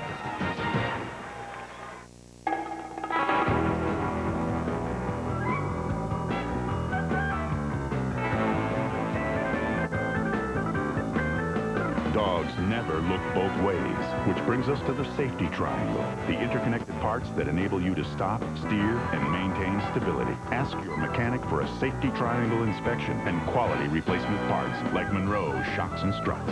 Save up to $75 off safety triangle parts or service when you buy Monroe reflex or sensor track shocks or struts. There's no fuzz on this, Eagle. Donovan shaves with Chunky soup. God! No. Mom, we're making a commercial here. Donovan, chunky beef with country vegetables now has more beef. More lean beef to fill you up right. More is good. Mama, you can fill him up right after I fill him up right. Eat your chunky, baby. The Campbell's Chunky Beef Foursome. Now we're more beef. On March 22nd, their fraternity will force them to join a sorority. Yeah, very funny. Hi. Oh, my God. Why? Coming through. 3 times later. I love when you braid my hair. Tell us about yourself. I'm addicted to porn. Pillow fight. Sorority Boys, rated R. Please be a size 8. Oh, yeah. Starts March 22nd. Ultra powerful, ultra easy. That's new Lotramin Ultra, the new athlete's foot cure. Why is it ultra powerful? It's got a new prescription strength ingredient. Why is it ultra easy? Because you just use it once a day. Ultra powerful, ultra easy. New Lotramin Ultra. Hey, there's big news at 7-Eleven. It's the new Big Bite Combo. Delicious Big Bite hot dog made by Oscar Mayer. With free chili and cheese. Whatever you want. An ice cold Dr. Pepper. And a big grab of chips. All for just $1.99. Oh, thank heaven. Wednesday, after Survivor, 9 teams will have to run, fly, and make last-minute connections to win. You missed the ferry by about 5 seconds. The Amazing Race after Survivor, Wednesday. Billy Donovan, no longer Billy the Kid today, 36 years young, but oh, then he was Billy the Kid at Providence. And, of course, at St. Agnes on Long Island, outstanding player, winner everywhere he's been. Big-time star coach now. 7-point lead for the Gators, using their defense and their pressing style to turn over Creighton, a club that's used to doing the same in the Missouri Valley Conference. Tyler McKinney operating now at the point with Terrell Taylor, the 6th man of the year in the Missouri Valley. Can't hit the open jumper today. He's 0 for 6. David Lee had a wide open Ronnie King, did not give it to him. Does it himself in the paint, and this is a celebrated freshman who will only get better. Tim, if that's the first time you ever saw David Lee shoot a ball, you would swear he was right-handed. Yeah. That was a right-handed shot by a left-handed player. Incredible. He broke his arm, and during the period of about a year while his arm was in a cast, he worked on obviously shooting with the right hand. Now you'd swear he's ambidextrous. He is that good. Incredible. Florida still staying in the 2-3 zone. Let's see if they can keep Creighton off the offensive board. They're extremely small. Wide open Grimes. Lindemann got it to him late. Now he dribbles through a double team. He took an extra step. Florida ball. Don't forget Survivor coming your way on Wednesday at 8/7 Central. The Amazing Race on CBS. 1:26 remaining and the clock ticking here in the opening half. Both these teams are deep into their bench. Hamilton. Lee with the follow slam. Well, they've been expecting more from him lately. He's delivered with a quick 6, and the Gators have a double-digit lead for the first time today.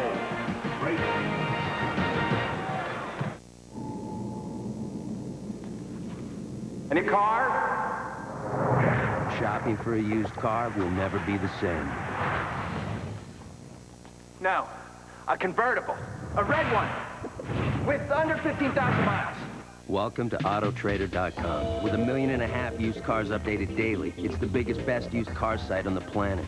You couldn't help me with a loan, could you? Can we help you? Autotrader.com. Your car is waiting. An 11-point lead for Florida, trying to take a bite out of the Blue Jays here in Chicago. Omaha, we're expecting a major crowd today. It's a sellout here at the United Center. I think the pod system is going to have a tremendous impact on the crowds here today. Although early on, Creighton seems to have more of a crowd than Billy Donovan's team. Well, they are closer, Tim. Although Florida fans travel very, very, very well, but Creighton has a nice-sized crowd here, as you indicate. But it's not a factor right now. Florida's taking it to them. Korver back on the floor. Kyle Korver, they have got to find a way to unleash him. I think the move of the day by Donovan has been putting Justin Hamilton on him. McKinney off the pick by Korver. They've reduced Korver into becoming a designated screener. Nice pick and roll. Lee, Korver into the passing lane. Halton rejected by Dabbert. Loose on the deck, and the scrum ensues.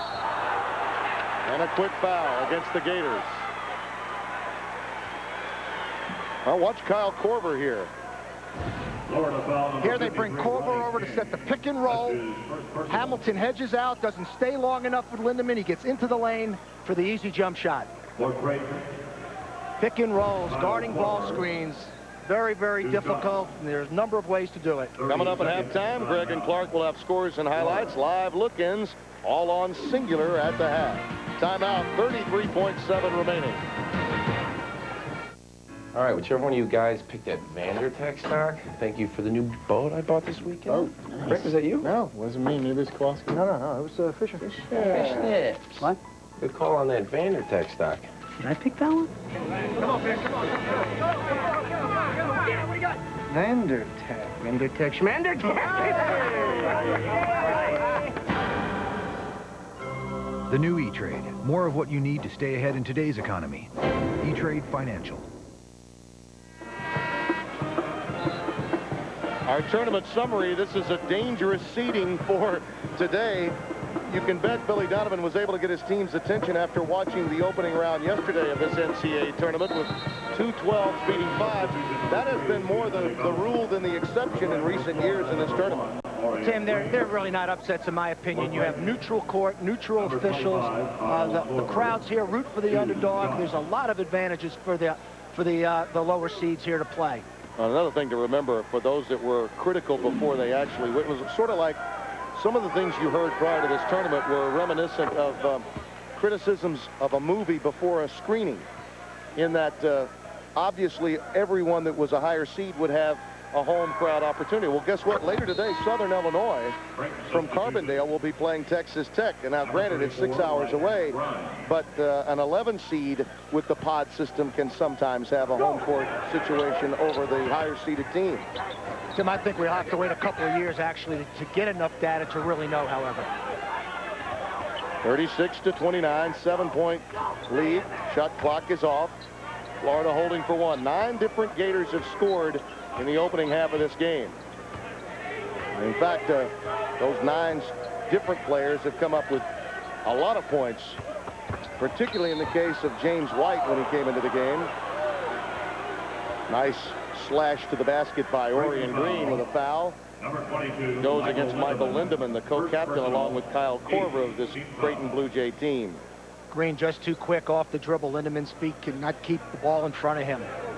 For Florida, Orion Lindemann is the only player that has started every game this season for Dana Altman. You know, eyebrows were raised, Eddie, when Dana left Kansas State as head coach. They had beaten Kansas at Fog Allen Fieldhouse, and then he left for Creighton in the Missouri Valley. I guess at that time it was the Big 8. Many people thought, why would you leave a Big 8 school for a Missouri Valley? Well, Dana's homespun. He's a Nebraskan, and he also has a very good situation with his athletic director and the president of his university. And Kansas State has not been the same since he left either, Tim. No, that was the last time they beat Kansas at home or on the road. Lindemann. The tip at the buzzer by Grimes. So some added momentum for the team from Omaha to close the half, trailing by 7. Let's go to Charles Davis. Charles? Coach, you know, in the first half, did you make a conscious decision to get more bench players involved? 9 guys have scored for you. Well, our bench played well, but obviously Adonis Haslam and Matt Bonner, 2 of our stars that play a lot of minutes, were really plagued by foul trouble the whole entire first half with 2 fouls. So our younger guys and some of our bench stepped up and gave us some great minutes. All right, Coach, thanks a lot. Thank Good luck you. second half. 7-point lead, 38-31, and again, work on the offensive boards, keeping them in it. Well, here we see Creighton getting inside position, actually boxing out David Lee. All right, we'll return to Chicago after this word and at halftime. Singular at the half coming your way. Greg and Clark, you're watching the CBS Sports exclusive coverage of the NCAA Championship. Ladies and gentlemen, for your halftime.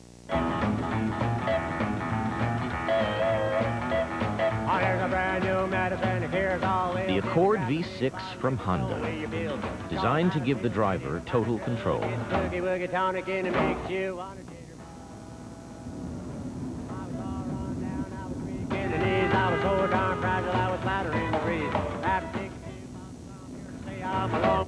At least that was the original idea. Follow the NCAA tournament with live scores, stats, and analysis in the Game Center only at cbs.sportsline.com or on America Online. Enter keyword CBS Sportsline. Watch Monday's highest-rated show, Everybody Loves Raymond, only on CBS. Carpet Weaver, colors for your life, colors for your home. It's Carpet Weaver's Colors for Spring Sale. Floors for every room in your home at outstanding savings, like beautiful carpet and area rugs for living rooms and bedrooms, ceramic and vinyl flooring for kitchens and baths, woods and laminates for entries and family rooms. They're all on sale with very special financing. It's Carpet Weaver's Colors for Spring Sale. Your home will love it. She called last week. Margaret from National City. She'd noticed that I could earn more interest by transferring my savings account into a National City indexed investment account. Now, she didn't have to make that call, but I guess it's people like Margaret who make National City so different. Instead of seeing me like this, they see me for who I really am. I'm Pam Davis, and my bank is National City. John Schmidt is now attacking Lisa Madigan's father, an attack the Fraternal Order of Police calls an out-and-out lie. The same John Schmidt who forced 500 Chicago workers to lose their jobs in a corporate merger. Then his law firm put 500 Decatur workers out of work. He even negotiated a trade treaty that lowered worker standards here and around the world. John Schmidt made millions putting people out of work. We deserve better. Some games at halftime, others just resuming play. We will take you to some live action this second day of the NCAA tournament coming right up. CBS Sports presents Singular at the Half, sponsored by Singular, the wireless company that supports self-expression nationwide. Hi, everyone. Welcome once again to our studios here in New York. Singular at the half. I'm Greg Gumbel, along with Clark Kellogg, and our score at the break. The Florida Gators leading Creighton by a score of 38-31, and we've been talking all morning about whether or not the little incident in practice has been a distraction to the Gators or not. It hasn't been so far. They've gotten excellent play from their bench. James White has come off the bench to score 9. Kyle Korver, the leading scorer for the Blue Jays, unable to get his game going. He needs to get going offensively for Creighton to make a run in the second half. All right, Clark. In Dallas at halftime, they just went to the break, and the Oklahoma Sooners are leading Illinois-Chicago 38-30. Illinois-Chicago sharpshooting guard Jordan Cardos will hit the jump shot here off the screen to give the Flames an early 3-point lead. But then the Sooners would come back and take a 5-point lead. Aaron McGee working that weak side glass. 2 more points for the Sooners, 15-10 at that point. And he was just victimized by a horrible call as their game sure went to was. halftime. 38-30, Oklahoma in the lead at the break. In Washington, Michigan State leads North Carolina State 30-25. They are just underway in the second half at the MCI Center in Washington. First round action in the East. Let's take you there live. Jim Nance, Billy Packer. Michigan State led by 12 at halftime, but the Wolfpack scored the first 7 of the second half. Jim had a basket by Ballinger to give the Spartans their first point. Look at this deployment of their offense. NC State starts with all 5 players above the foul line. Smart play by Eftimov, putting the ball on the floor, looking for some help by the official. Comes from a basketball family. Evtimov, his father still plays professional basketball over in France. Taylor on the drive. Too strong. Long rebound and contested. Grundy. And the Wolfpack's right back in it. Jim, one of the things that Grundy's got to be careful of now on this thrust is he's been matched up with Taylor quite a bit. And he's got to be careful not to reach his hand in going for the steal. Now, he's a steal leader, but the way the ball game is being called, you can't afford to pick up another cheap foul if you're Grundy. They played a lot better with him in the game than they do without him. Much better matchup for NC State now. Hodge on Taylor.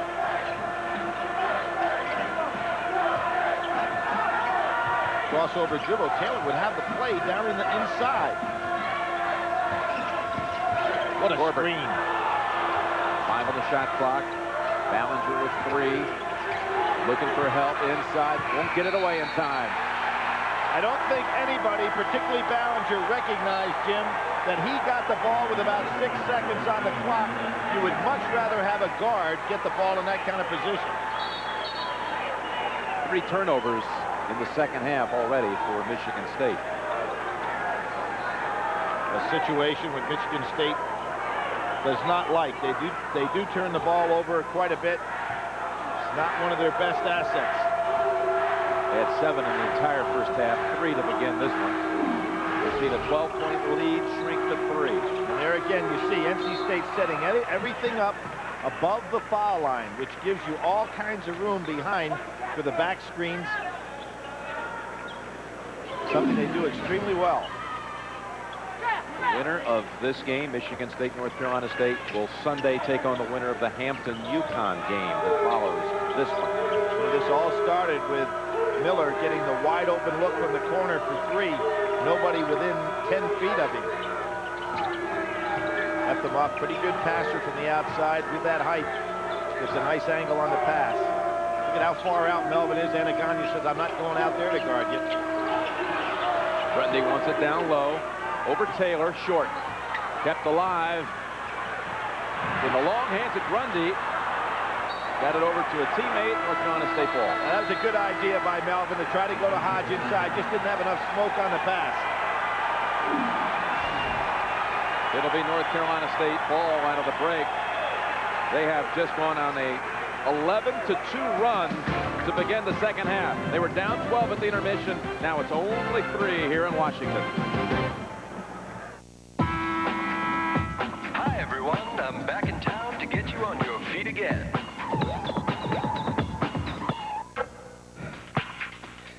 Get up.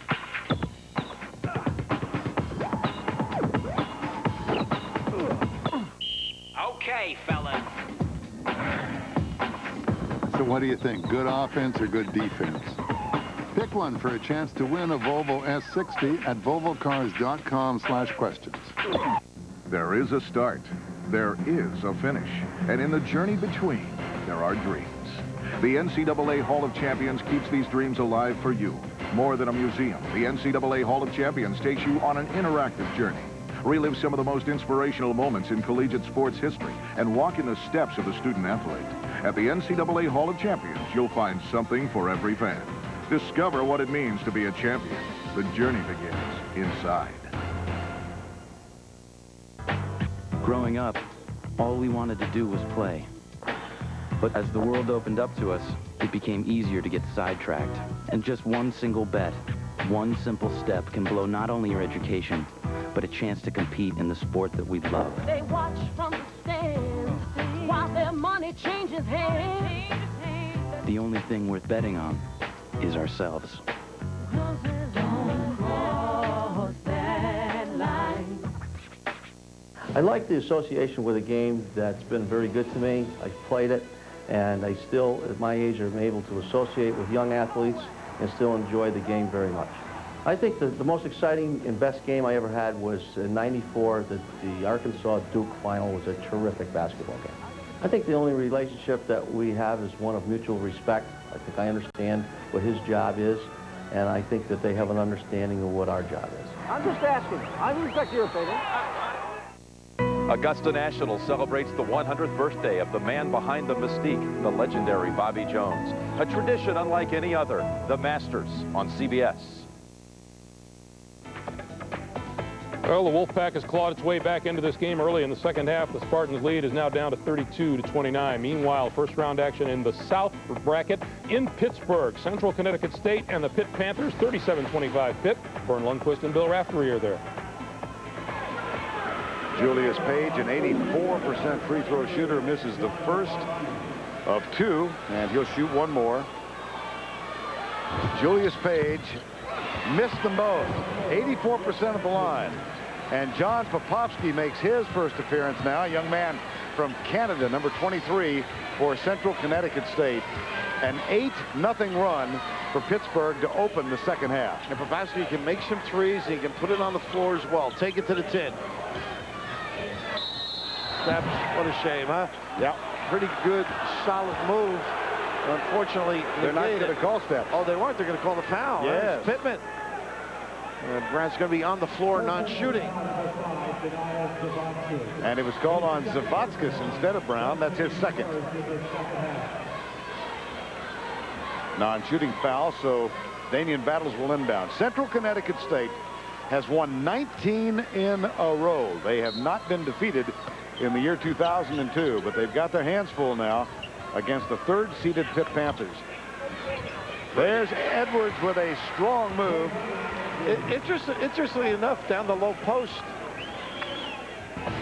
So the Blue Devils cut that deficit to 10 coming up on 7 minutes of play in the second half. Coming up in our second round of games here this afternoon on CBS, you will see the number 2 seed in the East, UConn, take on Hampton. You'll also see the 4th seed in the Midwest, Illinois, up against San Diego State. We thank you for joining us here on Singular at the Half. Coming up next, the second half of your game between Creighton and Florida will send you back, or rather Illinois, Chicago, and Oklahoma will send you back in just a moment.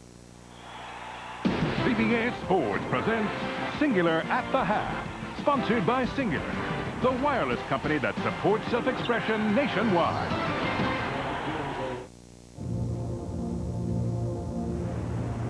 Can you find the sports car in the newest Mazda? Zoom, zoom, zoom. Ha.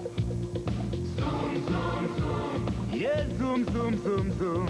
Zoom, zoom, zoom. The new 200 horsepower Mazda MPV. Body of a minivan.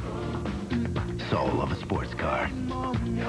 Baby Bob. Do you prefer Dada? Dad seems more natural to me. Premiere CBS Monday. In his 8 years in the General Assembly, Rick Winkle has led the charge for tax relief. When gas prices soared, Rick Winkle helped us by eliminating the state sales tax. When property taxes skyrocketed, Rick championed property tax relief. Rick expanded the circuit breaker program for senior prescription relief. And Rick increased the state's funding for our schools by millions of dollars. Because families are Rick Winkle's #1 concern. Vote for Rick Winkle for state senator.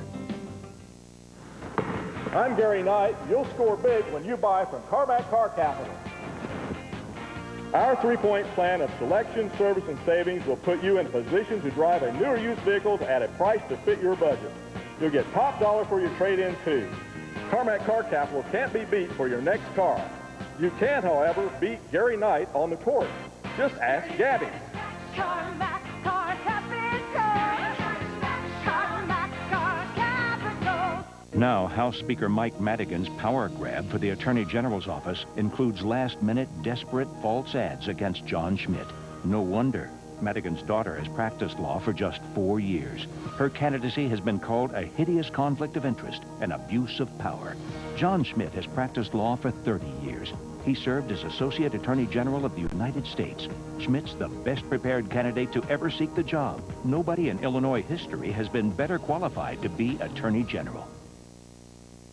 CBS Sports exclusive coverage of the NCAA Basketball Championship is sponsored by Chevy Trucks, Sprint PCS, American Express, and by Bud Light.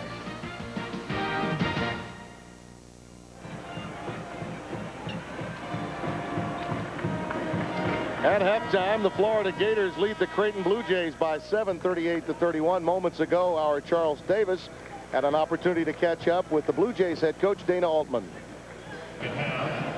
Coach Altman, two of your main scorers, Kyle Korver and Terrell Taylor, combined 1 for 12 in the first half. What can you do offensively to get them started in the second half? Well, I think they just need to slow down. They rushed a few shots there and got out of their rhythm. You know, then they missed a couple and the kind of pressure got to them a little bit. I think if they just slow down a little bit, they'll be fine. We got to get them some shots out of the offense.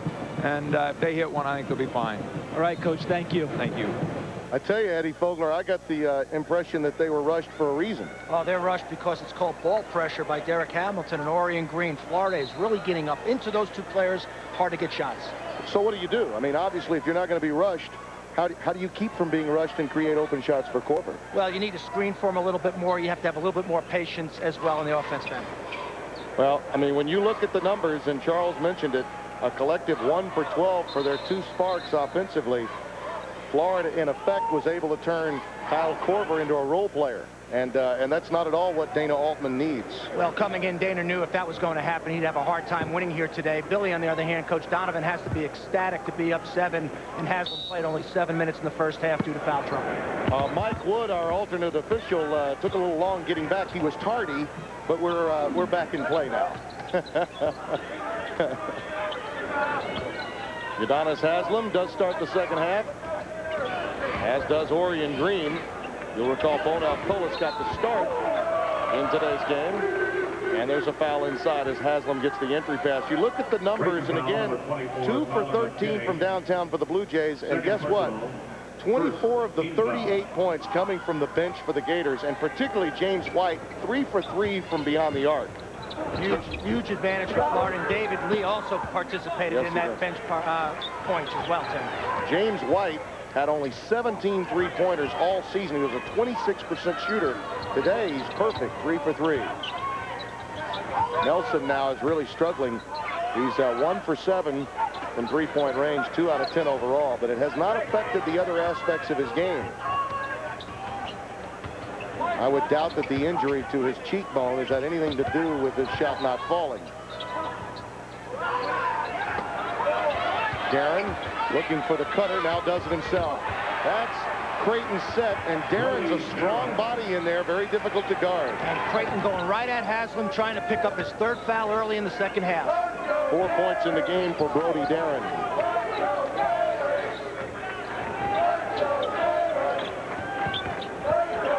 Bonner gets the entry pass. Nice work by Darren.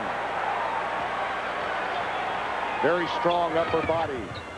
Bonner is 0 for 4 from the floor. He's failed to scratch. One of the most improved players in college basketball this year. So the coach is taking away some of the stars in this game. House. High arching off the window. Out of bounds. It'll be controlled to Creighton. Dana Altman trying to pick up Haslam's 3rd foul early in the second half. He reverse pivots, creates an angle, and scores off the board. Haslam can't foul. And Brody Darren played for Kevin O'Neill for a year at Northwestern before transferring over to Creighton. House, goes jump hook. Lindemann can't get the follow, and Haslam clears for Florida. First rebound of the day for Udonis Haslam. 2 early fouls forced him to sit. Unable to get lathered up in the opening half. Florida started its regular lineup here in the second half. Haslam, just his 2nd bucket of the day, 4 in the game for Udonis Haslam. Coach Donovan started Colas, but Colas had unforced turnovers in the first half. He decided not to start him this half. He wants better ball handling and passes on the court. Perimeter misses, lead to brace. Just like that. Justin Hamilton with his first field goal. He has 3 points this afternoon, and the lead is back to 9. Boy, Darren was wide open, and Lindemann missed him. Korver nails the tray. They missed a 2 to get a 3, Tim. Sometimes there's no justice. He has 10 points. That's just his 2nd field goal of the afternoon. Green, boy, Korver got his hand on that one. Haslam in traffic, pulled down by Kyle Korver. 42-36. Billy Donovan wanted a call underneath, did not get it. Oh, my. Off the back iron. Well, you can tell how badly He wants to get in the game offensively. Now, Dana Altman is not happy with that shot selection. Number 23, Terrell Taylor. Number 21, Joe Dever. 6-point game. Dana Altman's club trailing, and he just witnessed his star player Kyle Korver taking a 32-footer that did not please him particularly. And stared him down for that shot as well. I think that tells you, though, how frustrated he is, that he wanted to take that shot so desperately to get a make.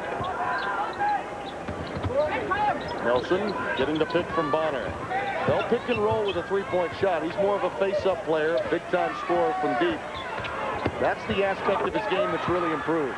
Connor, multi-talented, inside, outside. They pick and flare him, actually, on ball screens because he can shoot the 3 if necessary. That's his first bucket of the day. Taylor! Well, here we have Korver and Taylor struggling the first half. Both hit their first 3s coming out in the second half. First points of the game for Terrell Taylor, the Missouri Valley 6th man of the year. And both are in transition. Florida late picking up. Haslam, boy, that's a nice pass. Right to Hamilton, not there. And a push on Haslam, that's 3. Donovan is in disbelief. Jim Stupin with the call, and Billy is going to give him an earful. Haslam, a weak side try on the offensive board, gets called for going over the back. I don't know. I don't know.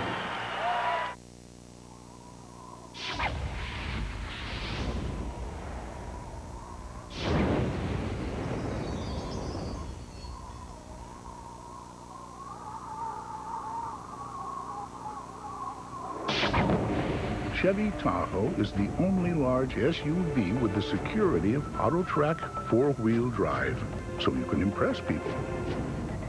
Or avoid them altogether. Chevy Tahoe, like a rock. This is crabgrass. I don't want to see crabgrass in my lawn. My wife actually hates crabgrass. Nobody would want this in their lawn. We put down Scott's turf builder with Holtz in the early spring. That's the only thing I ever use. Scott's puts this protective barrier over the lawn. And it stops the crabgrass from germinating. See how nice and thick that is? Feels like the carpet inside my house. Well, I've used the cheap brands. And it's like anything else. You get what you pay for. Steve doesn't have any crabgrass, which makes him a good human being, basically. Turf builder with Holtz. The best defense against crabgrass. It's about moving forward and not looking back. It's about designing the next generation of lawn tractors that not only cuts your lawn, but cuts it faster. The John Deere SST lawn tractor with spin steer technology. The only one to come with the technology to spin in place just by turning the wheel. The technology is so advanced, it actually cuts time.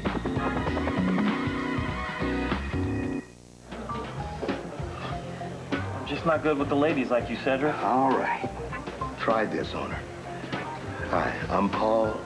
You have beautiful eyes. Hi, I'm Paul, and you have beautiful eyes. I'd love to take you out sometime. Love to take you out sometime. So how much? So how much? For the great taste that won't fill you up and never let you down, make it a Bud Light. Sunday on 60 Minutes, Mike Wallace and the real Nobel Prize winner that Russell Crowe plays in the movie A Beautiful Mind. To Jim Stupin's credit, the official who whistled Haslam with his 3rd, he did see a left arm extended, Eddie. Udonis Haslam, an aggressive player. Extends the arm. But we got to play on. This is the NCAA tournament. I'm not very happy if I'm Billy Donovan, but I got to get Haslam out. He's very emotional at this point. Could pick up his 4th. This is just what happened to him in the conference tournament against Mississippi State. 3 early fouls. He only played 3 minutes in 1/2. And now he's sitting again. And with what Billy likes to do with his press, you know, Haslam's sort of a point man in that press. It really affects what he does defensively. And offensively at the low post. In traffic, nice work by Terrell Taylor. That ball was actually hit on the way up. He was able to control it while in midair. 44-41. Tim Brando, Eddie Fogler, Charles Davis. Happy to have you with us here at the United Center in Chicago. Midwest region first round game.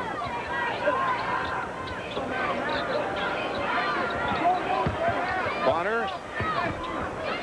Lee, who's been very active off the bench today, gets to the offensive board, and he'll foul the end result. It'll go against Creighton. Tyler McKinney picks it up, and again, coming up next, many of you will see San Diego State against 4th-seeded Illinois. They will have a tremendous crowd advantage in that game. Hampton, Connecticut, Penn, California, Hawaii against Xavier. Well, the Rainbows have an outstanding team. Riley Wallace's club, a true foreign legion. Absolutely. Beat Tulsa 3 times during the regular season, and we know how good Tulsa is after their win last night. That's right. Predrag Savovich. You've heard of Boban Savovich of Ohio State. Well, its brother Predrag is a tremendous talent that many people have not seen on the mainland. 45-41. Lee with 7 points and 7 boards in just 10 minutes. Now they're going to Corver, posting up the smaller Hamilton, trying to get him unleashed here. Ball is deflected by Lee. Again, the freshman starts it. Carroll into the game, a good defender, but Bonner's 3 on Nylon Song. His first from downtown. And after the made basket, here comes the pressure. Lindemann has a 2-on-1, right to Dabbert. And Green tried to save himself. Dabbert getting a little physical, but the officials very quickly break it up. The veteran Tom Rucker gets in there. There's the defense, the trap with deflection, active hands. Orion Green pushes it down the court, bobbles it, but finds an open Bonner who can knock down threes at 6'9". He's Lambeer without the attitude. And Bonner is something special from downtown. 48-41. That was Matt Bonner's 46th 3 of the year. Against zones, you want to get the ball to the middle of the zone and go weak side. See if Creighton flashes somebody to the high post versus this 2-3 Florida defense. Shot clock winding down. Corver steps out for the tray. Now look out. He took a 33-footer a while ago that Dana Altman was not happy with. He'll take that. He has 13. He's the kind of guy, Eddie, that's going to get his points even on a poor day. He's too good a shooter, getting too many good looks in transition. Florida has got to find him in transition, or he can bang those home all night long. Bonner goes finger roll. Does not fall. Dabbert clears it. Brett Nelson, I beg your pardon, taking it to the rack. A couple of finger rolls by Brett have not fallen. He's missed a couple of layups today.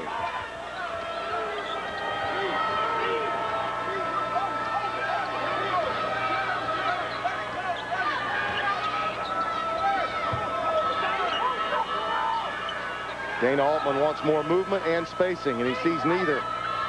So the suffocating zone that Florida's deployed. Shot clock at 3, a stress test for Taylor, and he still knocks it down. Well, you can't defend any better than that. That's as good as it gets defensively. You just got to congratulate the offensive team when they can make a play like that. The lead down to 1. Both teams very streaky from an offensive standpoint. In many respects, they're mirror images of one another. And now this crowd at the United Center getting behind the lower-seeded team. Tough shot by Lee. Now numbers for Carroll. And the bump from Orion Green. That's the second foul on Orion Green. Again, great defense here. Florida plays excellent defense for 32 seconds, but Taylor jumps up over Orion Green, makes a very, very tough shot. And here's Corver. Coming out, wide open shot. That's way too easy for Corver. Florida's got to get into him more defensively and pressure his shots. I tell you, his feel for the game, Eddie, I really love. Shot clock winding down. He recognizes, hey, I'm going to step out and force them to guard me from deep. Well, Taylor's the one player Creighton has, Tim, that can beat you off the bounce. He can jump up over you on the offensive end of the court and make plays. Yeah, he is a big-time conference talent. The mid-majors many times now have big-time talent. Hamilton, that's a shot that he needs to take more of. First three-pointer of the day for him. He has 6. It was a pick and roll, but they slid behind the pick, and Hamilton pulled back and knocked it down. Corver, jump stop. Well defended by Florida, out of bounds off the Gators. 11:55 remaining. Billy Donovan wants an explanation, but he's happy with his defense. What happened? I thought he said a potato was coming. Tornado? Why would I say a potato was coming?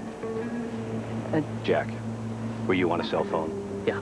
It's the cellular static. Here, Sprint PCS built a large stall digital all PCS nationwide network, so you won't have any of these misunderstandings. Bullet, come here. Looks like things are clearing up already. 4,000 minutes for $39.99 from Sprint PCS.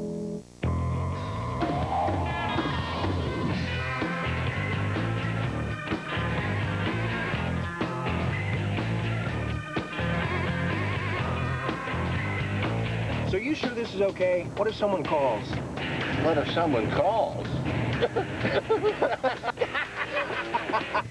Sometimes you feel like being dependable. Sometimes you just want to go for a drive. Chevy Impala. I'll be there. I'll be there. Jerky? Moo.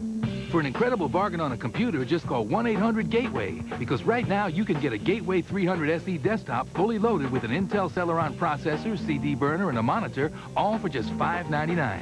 That's right, a Gateway computer with a CD burner and a monitor for just $5.99. But hurry, this deal won't last forever, so call 1-800-GATEWAY today. That's 1-800-GATEWAY. Need to refuel? Try a new Reese's Fast Break. Milk chocolate, soft nougats, Reese's peanut butter. Go, go, go, go, go! New Reese's Fast Break. Refuel and go. Why do I rent from Enterprise? For more cargo room. More people room. Or more headroom. Enterprise. So easy it's like having a second car. Or third. Pick Enterprise. We'll pick you up. Wednesday on a special night of Survivor. Don't miss the first 10 minutes when the castaways' lives are turned upside down. Really? All new Survivor, CBS Wednesday. Midwest region game, Florida leading Creighton 51-47, 11:55 to go in the first half. The Creighton Blue Jays have a good luck charm on their bench today. He's their team chaplain. Father Robert Hart, who's been the team chaplain since 1982, has been through 4 coaches, loves Dana Altman, and also fancies Hawaiian shirts. The shirt he's wearing today, he picked up in Hawaii in 1987 at the Rainbow Classic, got 2 for $15. Looks like they've held up pretty well. Yeah, you bet. Well, Omaha, the home of Boys Town and Father Flanagan, he's Father Loveboat. Yeah, he's a colorful guy. DeAnthony Bowden got that hoop. It's a 2-point game, 51-49. Brett Nelson on nice ball fake and a deuce. Willing to take the 2 off the ball fake. There's the dump down to Darren. Lee cannot guard him down there. Physical mismatch in the low post. Brody Darren way too strong for David Lee. Florida's going to need to double Brody at the low post. Brody Darren has been very effective, particularly when Udonis Haslam is out of the game. 3 for 4 from the floor for him. Nelson, that quick trigger. Look out. Nelson. That easy 2 gave Nelson confidence. Yeah. Now he bangs home the 3. 4 for 13 from the floor for him. But there's the answer. Terry Taylor, a terror for the Blue Jays. Down by just 2. And Chicago filling them up for Father. A tradition unlike any other. The Masters on CBS.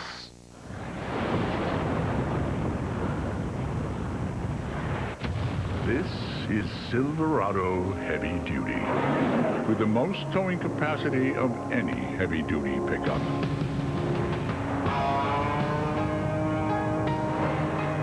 Silverado Heavy Duty. More truck. From Chevy. Hey, where are you off to? Some conference in Cleveland. Oh, yeah? Who with? With Cooper. Cooper.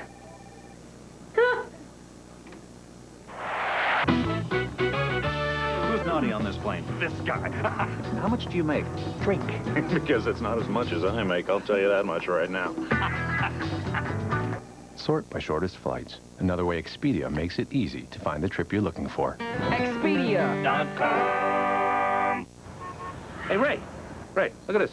Bringing entertainment home. You want entertainment, Carl? I'll give you entertainment. Look, Carl, I'm a maniac! Maniac! Let's see their entertainment do this! At Blockbuster, you'll find more DVDs to rent than ever, like Jay and Silent Bob Strike Back. There's a movie being made you two were the basis for. What? Rent it tonight on DVD or VHS and make it a Blockbuster night. Hey, there's big news at 7-Eleven. It's the new Big Bite Combo. Delicious Big Bite hot dog made by Oscar Mayer with free chili and cheese. Whatever you want. An ice cold Pepsi. And a big grab of chips. All for just $1.99. Oh, thank heaven.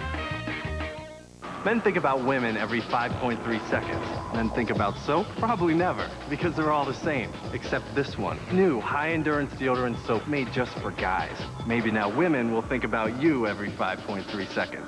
New from Old Spice.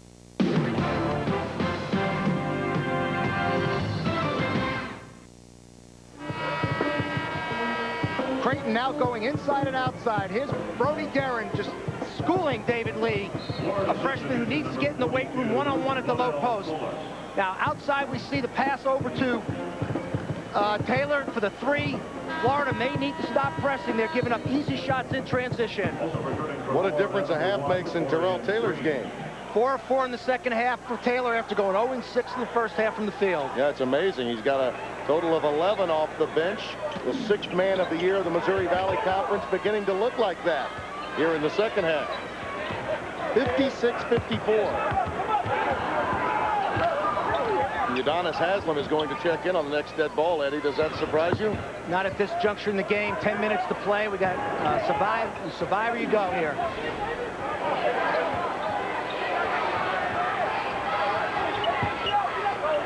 A 2-point game with clubs that mirror images of one another. White misses his first try of the afternoon. He was 3 for 3 from downtown in the opening half. But it's a 2-point lead, 56-54 Gators, and now White picks up a foul against Ismail Carroll. The Blue Jays on a bit of a run to open the second half. They trail by 7. That's the 3rd foul on White. And Coach Donovan has seen enough. Haslam and Bonner back into the game. Dana Altman's team very much into the fray, and Donovan having to deal with foul trouble.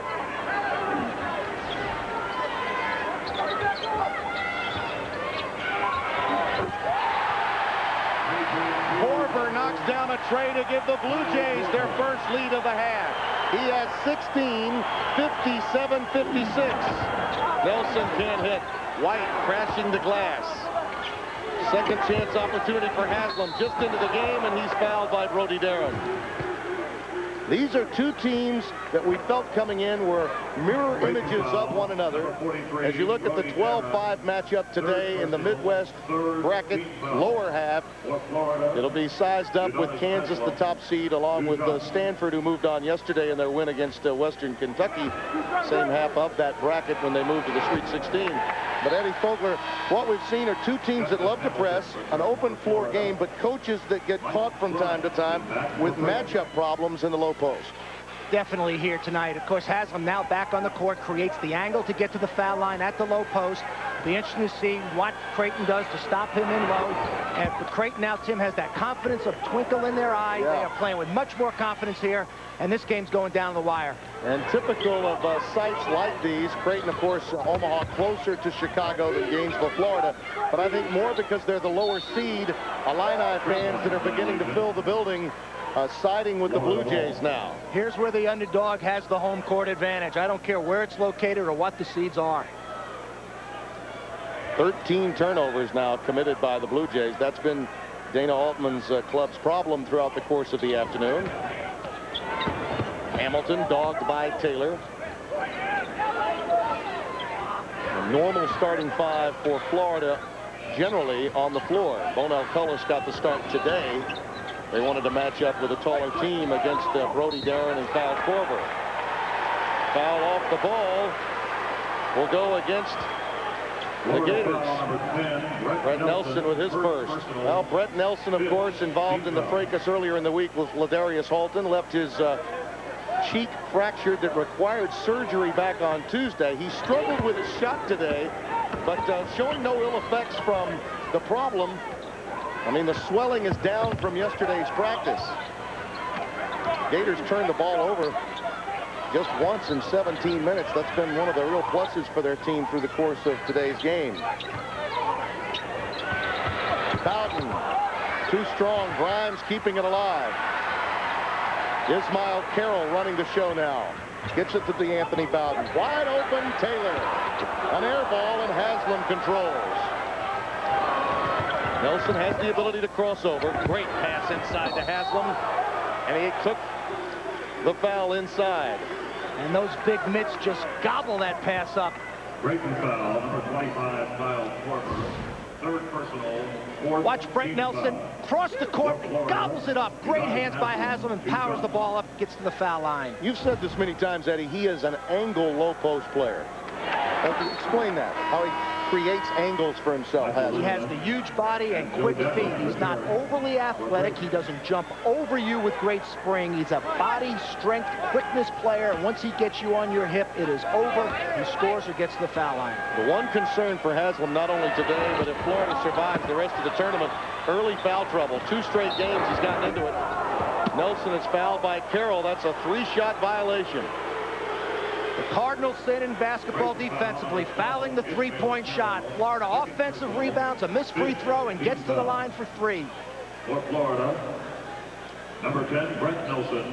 He can't believe it. You see he's got that whodunit look. Ticky-tack, 3-point on the wrist, perhaps. Very close. Play on here. NCAA tournament game, Tim. We have had, though, a couple of, I mean, they've called it very tightly today, inside as well as out. Players have got to make that adjustment, and Carroll, known, by the way, as a defensive player that will take chances. Sometimes that you'll get a foul on image only. And Carroll's playing a lot more than Tyler McKinney here in the second half. He's much quicker with the ball and has done a much better job breaking Florida's press. But Florida now has pulled off the press against Creighton. Tyler McKinney, the freshman from Urbandale, Iowa, inserted as a starter mid-season, has led this team to a 16-3 record for Creighton since taking over. Oh, Carroll doing a little Marcus Haynes act in the corner, trying to find Dabbert. Out of bounds. This is a team made up of a number of players from the state of Iowa. Of course, Council Bluffs is very close by, as is Pella, where Korver's from. Brody Darren, McKinney, Lindemann, as well as the star of the team, Korver, all players from Iowa. And I think that opened the floodgates when Korver came. As talented as he is, Creighton will have fertile territory in the farmland of Iowa for some time to come. And Iowa basketball is much more noted for good players and many more players than Nebraska high school basketball. Foul spotted inside as Dabbert, trying to body up against Haslam, gets the personal. That's his second. 7:50 left and a 3-point lead for the Gators. Dennis, got a great deal for you. You sitting down? A potato chip ad, $1 million. Not interested. Dennis, I just talked to the chip people, and because you're you, they say $2 million. What did I just say, Sam? No, I know, right, sorry. I got them up to 2.5 mil, and there's no eating of the chips. You look at them. For the last time, I don't do ads, all right? No, and you shouldn't. And that's final. That I know, you're right. Done. Exactly. I'll tell them, maybe.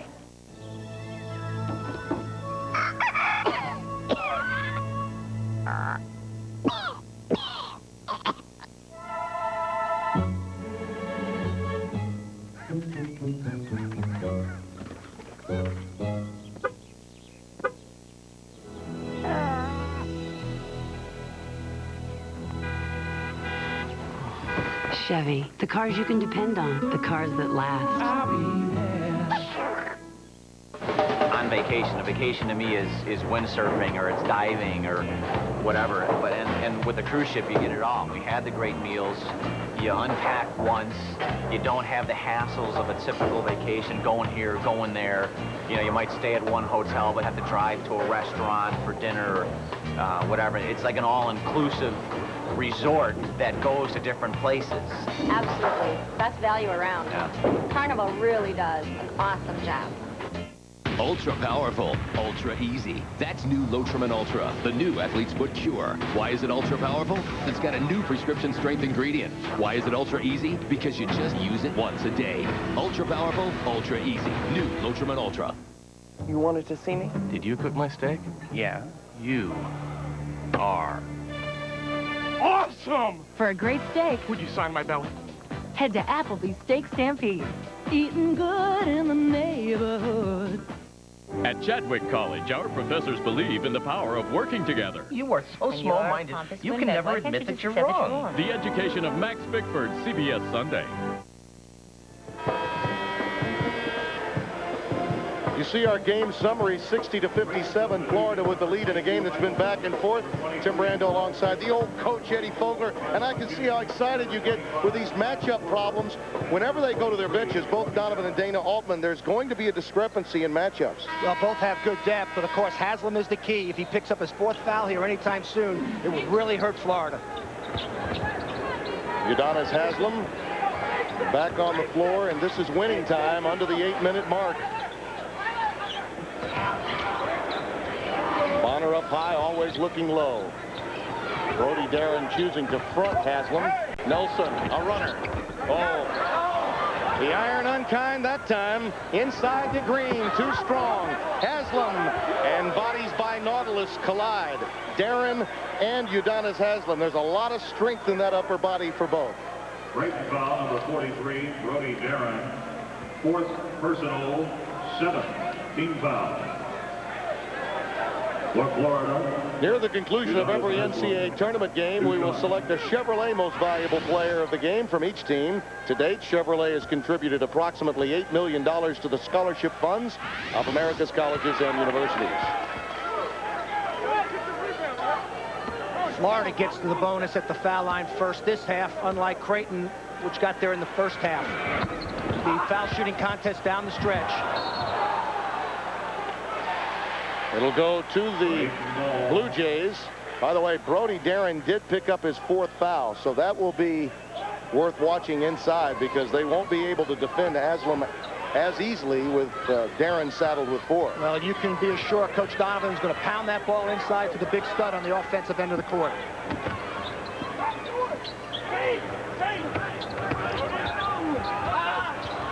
Nelson into the passing lane, creating another turnover. 14 committed by the Blue Jays today. Now, this is a time in the game, Eddie, we've touched on it before. The difference in this Florida team this year without Teddy Dupay, you close down the number 1, 2, or 3 options, which are these guys right here, Bonner, Nelson, and Haslam. It'll force those guards to take shots, and there's Udonis. Udonis, you know they're going to go in and try to get Brody Duran's 5th foul. That's too easy. They may have to substitute for Brody Duran here shortly. Darren giving it up to Taylor. He's been their offense in the last 5 minutes. Korver to a cutting Lindemann. That's his game. Backdoor cuts are Lindemann's game. Great savvy. Lindemann knows how to play without the ball. Overplay, backdoor layup. 63-59. One would expect that shots for Hamilton and Green would be allowed, but not for these fellows. Not for Nelson, not for Bonner. Loose ball. Oh, Taylor could not save it. What a break for the Gators. 3 Blue Jays around it. They could not corral the leather. Matt Bonner gets called ball watching, and Lindemann just flashes straight in front of him to the basket for the easy layup. Number 34, Mike Grimes. And Brody Darren checks out of the game. Mike Grimes comes in for him. That's one of the things that not only is Bonner usually capable as a shooter, but also as a passer. Green over the back of Korver. An easy one for the officials to call, and we're in the bonus. It's 1-and-1 time at the other end. 3 fouls on Orion Green. 3rd personal. Beg your pardon, it is the 16th foul. So Jim Stupin, who had given us a 1-and-1 signal, was just 1 away. Offensive rebounding foul, Tim. I believe that's the best foul in basketball. You want your players to pound the offensive board. It wasn't a 1-and-1. I like Orion Green's effort. From now on, they'll be at the stripe to shoot the bonus. 1 and a bonus. Korver saves it, but it was deflected. Tom Rucker with the explanation to Billy Donovan. The shot clock still ticking. Tyler McKinney back on the floor. He's had trouble today dealing with Florida's pressure. Inside to Grimes, working on Haslam. Not a bad idea. Udonis brings it down with authority. 6 boards for him. Nelson with the dump down. Grimes with the foul. How obvious the advantage for Florida to have Haslam on the court, offensively and defensively. When he plays without fouling, they're a much, much better basketball team. I get the feeling early in games now, Eddie, because he's been foul prone, he almost plays with a defeatist attitude, that he's thinking he's going to foul, therefore he does. He has the look of the officials are picking on me, and I don't have a chance to play. He's now 2 out of 7 at the stripe. He is a 70% free throw shooter, struggling at the line this afternoon.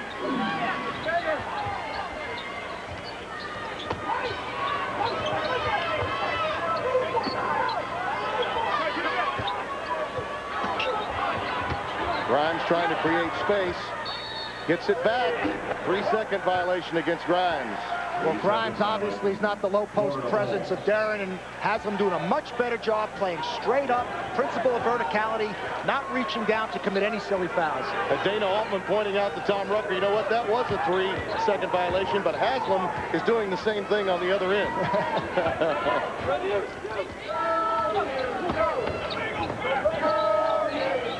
Pound that ball inside, Florida Gators. Why not?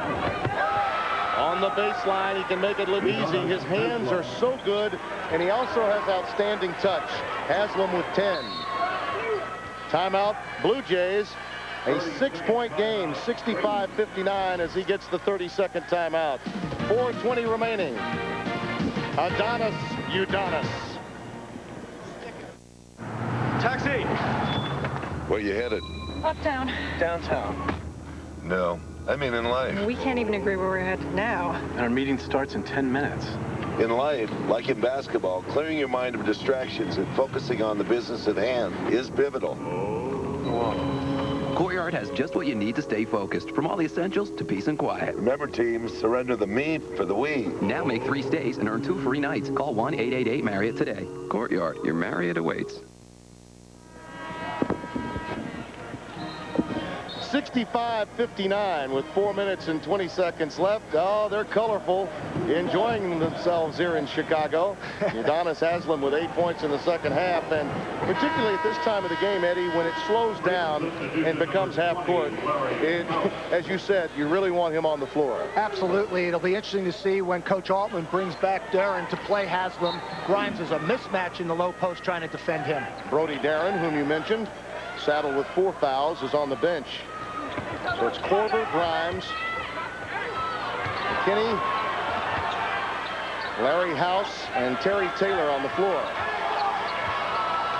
Hamilton has really given Korver a hard time. That's the defensive move of the day by either one of the coaches. That's called scouting, watching tape, figuring out a way to take the best player on the opponent's team out of the game offensively. Justin Hamilton can really slide his feet. A very powerful athlete. Green. Haslam again on the glass. Tried to reverse it. Out of bounds. Last touched by the Blue Jays. Here's the timeout. On the floor. Still a 6-point deficit facing Dana Altman's team against the Gators.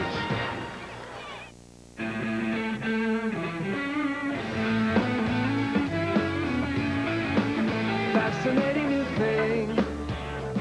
You delight me, and I know you're speaking of me.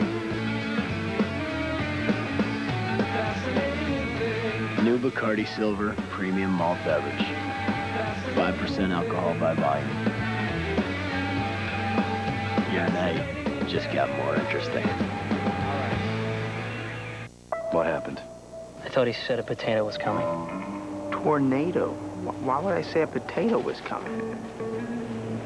Jack, were you on a cell phone? Yeah. It's the cellular static. Here, Sprint PCS built the largest all-digital, all-PCS nationwide network, so you won't have any of these misunderstandings. Bullet, come here. Looks like things are clearing up already. 4,000 minutes for $39.99 from Sprint PCS. 20 years now. Where'd they go? 20 years. I don't know. I sit and I wonder sometimes where they've gone.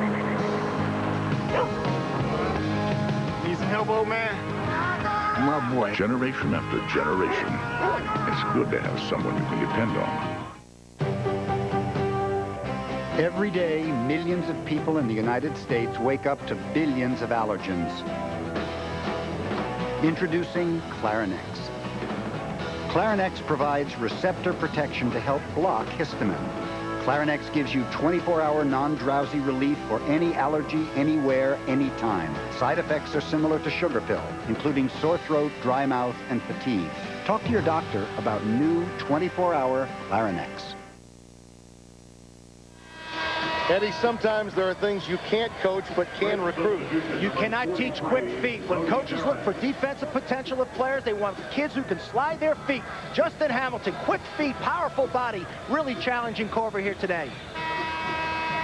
You look at the scoring drought, 1 field goal in the last 6-17. Corver and Taylor did get untracked offensively in the first 10 minutes of the second half. Blue Jays led this game the first 11 minutes. And the Gators took over the last 9 minutes of the first half. Creighton has made runs, led briefly at 57-56 for 20 seconds, but the Gators have been on a 9-2 run since to reclaim the lead. And Brody Darren back in to see if he can contain Haslam at the low post. You know Florida's going to try to go inside. Nice high-low move. Corver got his hand in there to slap it away. He's a complete player.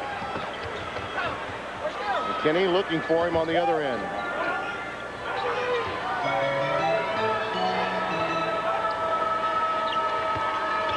Taylor running curls, but Hamilton on the switch can't get him. Now Nelson is stuck with Corver. Probably likes this matchup. Down low, now in traffic. Nelson again forces another turnover. Corver asking for a foul. He didn't get it. Haslam blows past Corver and collects yet another foul underneath. Get complete tournament coverage at cbs.sportsline.com or on America Online. Enter keyword CBS Sportsline. Our stat of the day, well, turnovers. And Florida not committing many in the last 23-45. And Brody Darren has just fouled out. That's his 5th. Big loss. Watch Brent Nelson try to hold his ground. Deflection. Could have been a foul. Tough call. Or in that case, no call. No call. You can see, though, the difference in Corver backing down Brent Nelson as trying to back down Hamilton. You cannot back down Hamilton with his physical presence. You know, Darren picked up, much as Udonis Haslam does from time to time, Eddie, cheap fouls early. And, boy, in a 40-minute game, those are the ones that come back to grab you. And Coach Donovan talked perhaps not even starting Haslam in this game because of the fact that he was worried about foul trouble. But how about Haslam just attacking the basket this last possession and going to the hole and getting to the foul line? Something that I'm sure Dana Altman will point out at the end of the game. You know, coaches are great at remembering box scores. And Florida has gotten to the stripe, Eddie, 12 times in the second half. Now, they've only hit half of those free throws, 6 of 12 as a team. Haslam's now 3 out of 8. Attack the glass. The senior does not want this to be his last game with a Florida jersey on. But Eddie, Creighton has not gotten to the free throw line the entire second half. After Florida being in severe foul trouble the first half. Interesting note. Tyler McKinney operating at the point. This is almost a must-score possession. Taylor for 3. He answers, rattling it home in a quick 3. Give Dana Altman's team credit. It is a program. They've been to 4 straight. They know the system. Find your first option. We'll be back. Hi-ho, it's off to work we go. We keep on singing all day long. Hi-ho, hi-ho, hi-ho, hi-ho, hi-ho, 'cause it makes your troubles go. Want happy employees? Help secure their financial futures. At the Principal Financial Group, that's what we do. The Principal is the 401k leader. Financial solutions for you and growing businesses. Who's our 401k with? The Principal Financial Group. We understand what you're working for. Earlier in the game, Florida had 8 minutes deep, 4 players with 2. Those same 4 only with 3, with just over 2 minutes left in the game. Meanwhile, Brody Darren fouls out because, again, Haslam is too big of a load. Well, the foul trouble has reversed. First half, Florida found itself with problems. Now, second half, Creighton has huge problems with Brody Darren on the bench. 2:28 and counting. Creighton still has 1 full timeout remaining. Florida with a full, but 3 30s. They have the lead. They just as soon the clock tick. Hamilton with Nelson, Haslam, Orion, Green, and Bonner on the floor.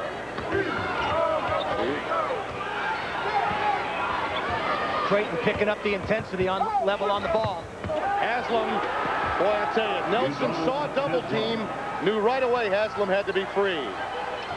Near steal by Nelson, and a foul. 69-62, Florida, in a game of runs, was able to keep Creighton in a position where in 6 minutes they only had 1 field goal. But Udonis Haslam just picked up his 4th foul. Dana Altman's team has lost its inside presence in Brody Darren. He fouled out 2 minutes ago.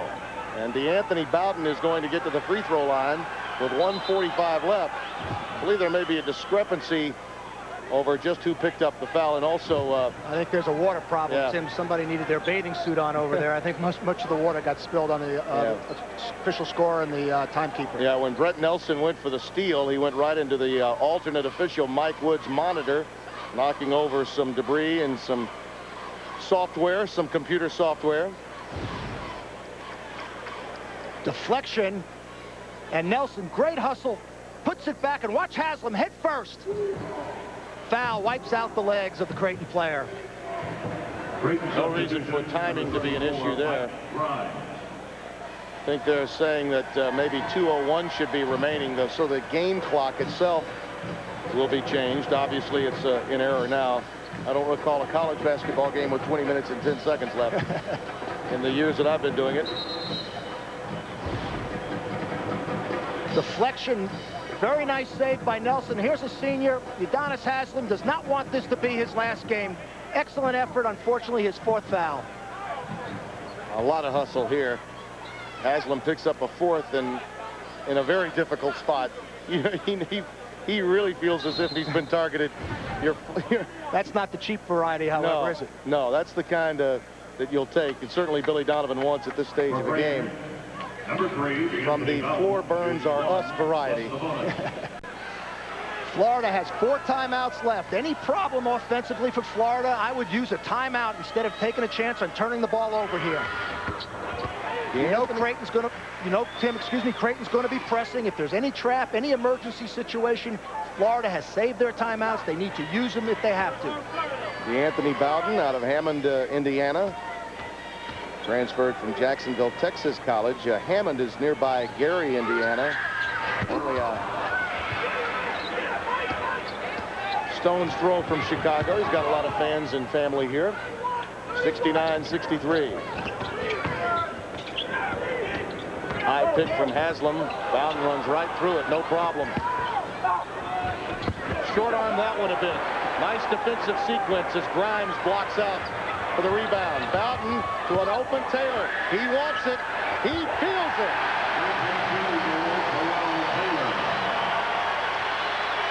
He is TNT, igniting this Creighton team. 17 for Taylor in the second half. Florida's going to wind up with 2 possessions to 1 if everything stays the same with the clock the way it is. Haslam over Korver. Oh, Grimes lost the rebound. Boy, he'll play that one over in his mind overnight if the score remains the same. The penetration, the kick to a wide open Taylor. Switch from 3.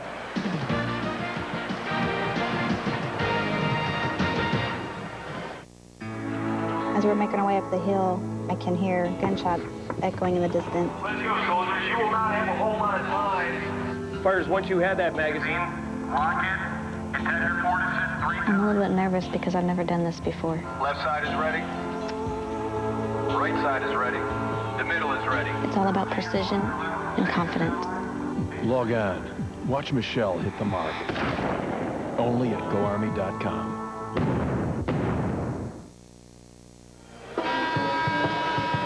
look at our game reset. The possession arrow is to Creighton, which is important with the kind of pressing style we've seen on the floor. You're Billy Donovan with time remaining with a 3-point lead. What are you thinking here? I believe I try to play 2 possessions for 1. I would like to get a shot up with approximately 45 to 50 seconds on the game clock if I can get a good shot, because then, Tim, I know I'm going to get another possession, even if Creighton can come down and bang home a 3 to tie the game. 1:11 left, a fresh 35.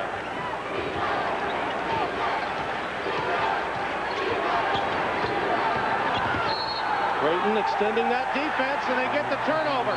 Boy, Terry Taylor and Dana Altman surprising Hamilton in a key situation. Here's another young man like Hamilton who can slide his feet. Taylor, but this time he's doing it to Hamilton. He keeps his head over the ball for the 5-second violation. Turnover. Here's Miles Carroll in the game running the point. Remember, Taylor 5 from 6 from 3-point range in the second half. Grimes in traffic. Out of bounds was Orion Green on the overplay. 17 left on the shot clock. 44 seconds on the game clock. You know Taylor is the #1 option with a 3-point deficit, but you can't forget about Korver. There's Taylor up top. He's been hitting them from the wing. That's not the place on the floor he'd like to be. Off the pick. Oh! 69-69. 20 points in the second half. Timeout.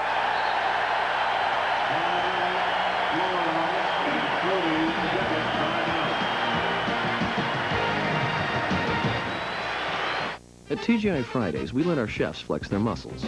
And we have a whole new menu to show for it, with enticing new items like crispy orange chicken. In all, there are 14 new dishes to tempt your taste buds. Check it out. The new menu is in at Fridays. Men think about women every 5.3 seconds. Men think about soap? Probably never, because they're all the same, except this one. New high-endurance deodorant soap made just for guys. Maybe now women will think about you every 5.3 seconds. New from Old Spice. The 6th man of the year in the Missouri Valley Conference, Terry Taylor, no points in the first half, 20 in the second, 6 from downtown to tie the Florida Gators at 69. Wow, what a play. And in my opinion, Florida should have switched that ball screen to get more pressure on Taylor's 3-point shot. Tim, Florida's going to play for the last shot of the game. They've got overtime at worst. What they want to do here is to get a good shot up with 3 seconds on the clock. If they miss it, they got a chance to offensive rebound once, offensive rebound twice, and win the game in regulation. Most of these games are won on follow shots, offensive rebounds, not the initial shot with 3 seconds to go. Creighton on a 10-2 run just after a 6-minute drought from the floor. Hamilton had that 5-second call earlier, and Taylor picks him up with extended defense.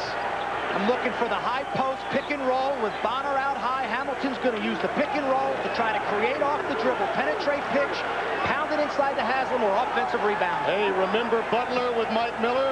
Similar on the run to a Final Four against Michigan State in the championship. Could we see a reenactment? Nelson in the role of Miller. Not this time. Loose ball. We're headed to overtime.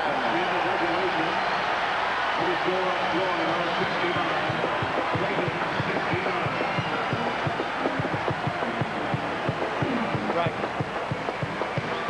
So what did you think of this?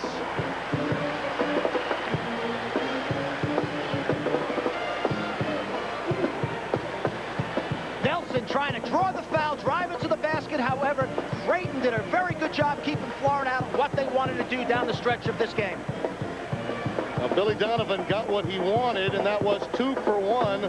What he didn't want was a 5-second call that would lead to a 3-pointer for Taylor. Well, Taylor's defensive pressure on Hamilton turned it around and enabled his team, Creighton, to put this game in overtime. 69-62 with 2 minutes left, a 7-point run to close it out.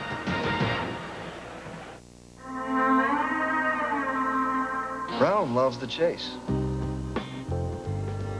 Brown tells me exactly when our customers receive their shipments.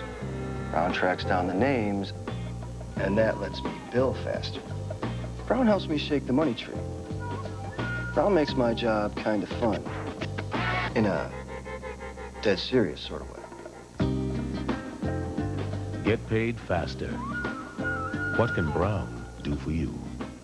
bringing this brand new car around today. It's called the Pontiac Vibe. Sounds like a party wagon. How you guys like it? I love it. Yeah? It's pretty fat, yeah? It's a fantastic car. I'm a Vibe girl, yeah. Big, oh, sweet. Look at that. AC connection? Yeah, it's awesome. I can see it zimming around town. This is the road trip mobile. Look at this. I like that. It sounds sharp. I like the silver. Control, circles. It's built real tight, you know? This is my kind of ride.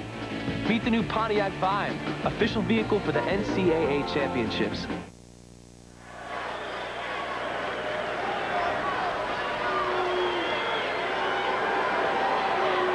We're tied at 69, starting overtime in our first-round Midwest Regional game here in Chicago.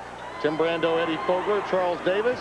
Well, your first game on CBS, rookie, was a buzzer beater between Florida and Alabama. Your first NCAA tournament game on CBS Sports, overtime. March Madness at its best.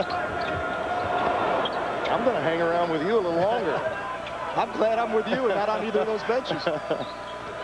Brett Nelson running that curl, going to the left hand. Tough shot. Korver the rebound. Taylor is on fire. 6 of 7 for number 23 in blue. The Gators have taken away Kyle Korver today for the most part, although he's gotten his share of points. Green and Hamilton have done a number defensively. Now Hamilton has switched to guard, obviously, Terry Taylor. Grimes in traffic. And Haslam afraid to pick up the foul, backed off, and Grimes lays it in the hole. Udonis is playing with 4. Brody Darren, low post player for Creighton, already out of the game. He became ineligible with about 4 minutes left in regulation.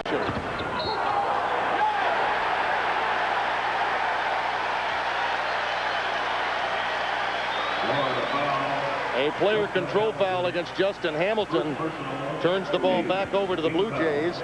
In overtime, they lead it by 2. They went on a 7-0 run in the last 2 minutes to force overtime. Terry Taylor hitting a big 3, and then Florida had a chance to win it, but Brett Nelson's runner was short. And that's a player control foul against Korver. Excellent work on the low block by Haslam with 4.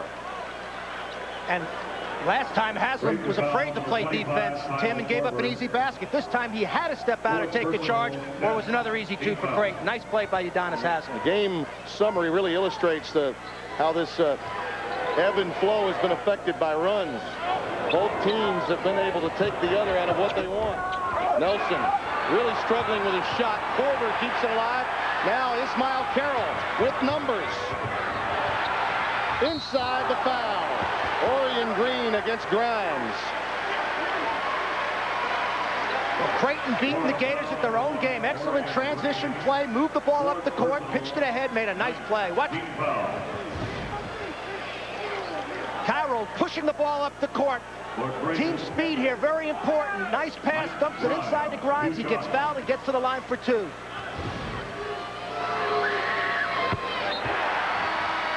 One of the storylines coming into this game was the injury to Brett Nelson. I don't believe the ill effects of the fractured cheek have had anything to do with his shot being off, but he has missed 15 shots from the floor. He's 4 out of 19. He was the go-to guy at the end of regulation. Now all of the momentum with the team from Omaha. 73-69 with 3:18 remaining. Florida needs to have some poise and patience to get the shot it wants. It needs to pound this ball inside to Haslam. Haslam in traffic. And Dabbert getting some help with Grimes on the low block. Foul will go against Dabbert. Creighton foul, number 21, Joe Dabbert. The Florida Gators have had so many close games. The SEC from the bottom up, the toughest conference, and the RPI would illustrate that. Those are last possession games, 4 of those. It's an incredible thing to consider. If you would lose that many games, we were there for one of them against Alabama. And a team that generally in the past has won those close ball games at the end. Florida substitution. See the difference in Haslam in the second half, but he has struggled at the line. He's 5 for 10 at the free throw line. It appeared as if prior to that late run when Taylor got hot, that Florida had control of this game when Haslam came back on the floor and when Darren fouled out. Number 22, Michael Lindemann. But Creighton had just enough deflections, just enough turnovers to get Taylor 3-point tries. And interestingly enough, Florida has gone big now with Bonner, Lee, and Haslam in the game. And his problems at the line continue. 73-70 with under 3 minutes left. Ismail Carroll. And that big lineup was put in to play a 2-3 zone. And David Lee's been very effective, the freshman coming in. There's Taylor. That's an offensive foul. Haslam again with 4, puts himself in a position to pick up a charge. Taylor out of control, trying to do too much too early in the possession. Udonis Haslam steps up and takes the charge.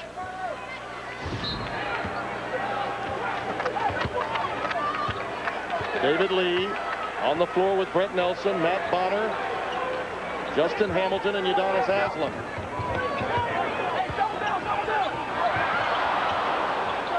Nelson with a nice recovery of the loose ball. Somebody besides Haslam's going to have to be willing to make a big play. Yep. Bonner a runner. Boy, does he have versatility in his game. And there's a young man who's not afraid to step up. This 12 seed thinks it's a 1 seed right now, Tim. They're not an R anymore. They know they can beat this team. Well, you coached in both the Missouri Valley Conference at Wichita State and at South Carolina and Vanderbilt in the SEC. I'd say the mid-majors are doing just fine, thank you, in matching up with teams out of a power conference. Well, Taylor really wants it. They've been unable to spot him in that zone. Now he gets it. Shot clock at 1. Now that defensive change by the Gators really helped. Shot clock violation will go the other way. Excellent defensive possession by Florida. The 2-3 zone with the extra size that Coach Donovan substituted in, and getting to the perimeter shooters has been very effective here the last minute. Well, the former point guard for Patino and Providence Friar would make even Dave Gavitt happy with the defensive adjustment he made.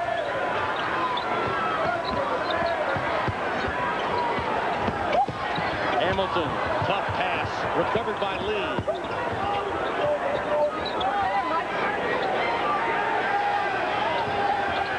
Nelson with a shot climb, winding down. Rainbow won't go. Haslam off the iron with 3 on the clock, and yet again struggling at the stripe, under 50% today. He'll have to go and earn it at the line. And Korver just picked up his 5th. Personal foul.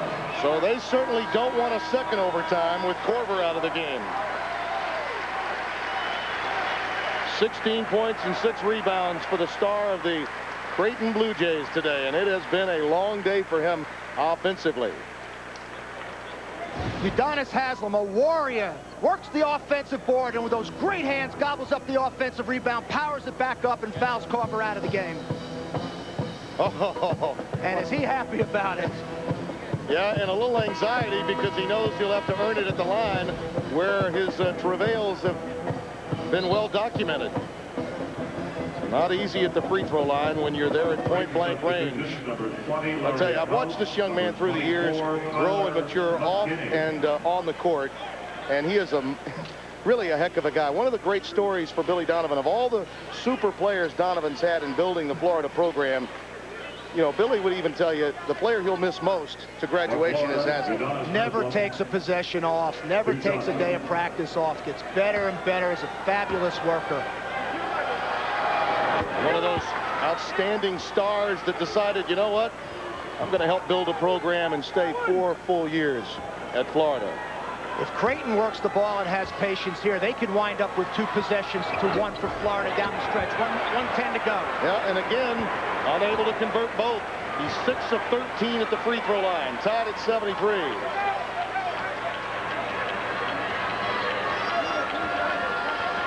And now Tyler McKinney back in to get another shooter on the court for Creighton versus the 2-3 zone. Excellent substitution by Dana Altman. I tell you, Grimes has been active on the offensive boards, number 34 in blue. But with Korver out of the game, Taylor, you would expect to get a touch. And again, the clock winding down. Florida's defensive adjustments have absolutely gotten into the heads of the Blue Jays. And with Korver and Duran out there, not very comfortable offensively. Creighton really struggling to get shots against this tall Florida zone. Number 3, D'Anthony Bowden. D'Anthony Bowden comes in for Michael Lindemann. But with Korver out and with Darren out, it really limits what Dana Altman could do, doesn't it? Tim, we have a replay of the regulation. Florida can play for one shot to win this game. Let's see if they can get better organized. Uh-oh. There's the defensive pressure and a loose ball. Tie ball, the arrow to Creighton. Blue Jays get it back. Justin Hamilton could have and should have taken a timeout. Here we see Hamilton losing the ball, gathers possession, timeout. That's why you save your timeouts as a coach. Yeah. How badly do they miss Teddy Dupay? In a very big way. Dana Altman gets a crack for the win. 20 years now, where'd they go? 20 years, I don't know. I sit and I wonder sometimes where they've gone. Need some help, old man? My boy. Generation after generation. It's good to have someone you can depend on. Oh, yes! Yes!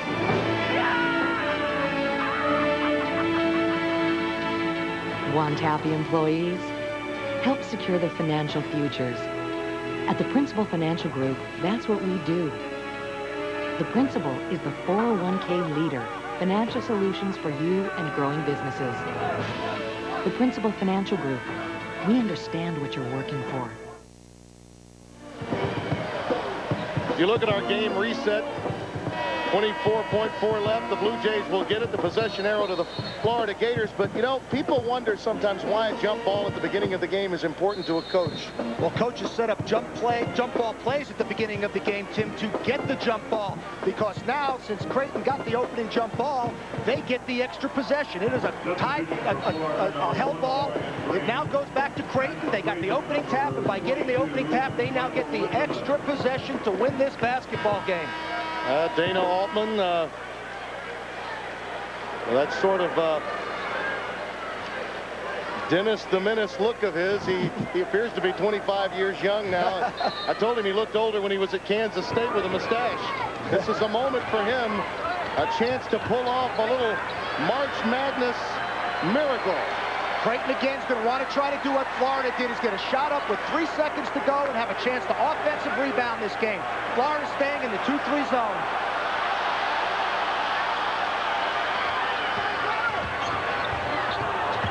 Taylor, the tip. We're headed to a second overtime. And with Korver out of the game, advantage Florida. All that remains is Taylor is a real scoring option for the Blue Jays, and Haslam will have to endure a second OT with 4 fouls.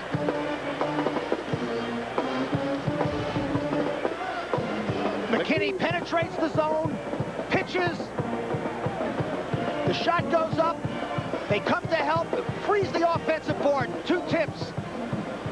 Oh, so many things have gone down for Terrell Taylor through the course of the day, but Billy Donovan's suffocating zone took him out of that play.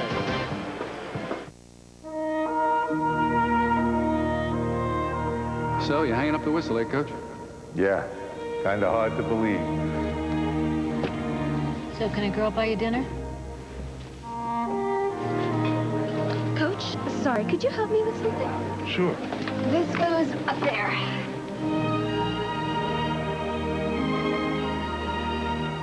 At Applebee's, we do our best to be part of the neighborhood.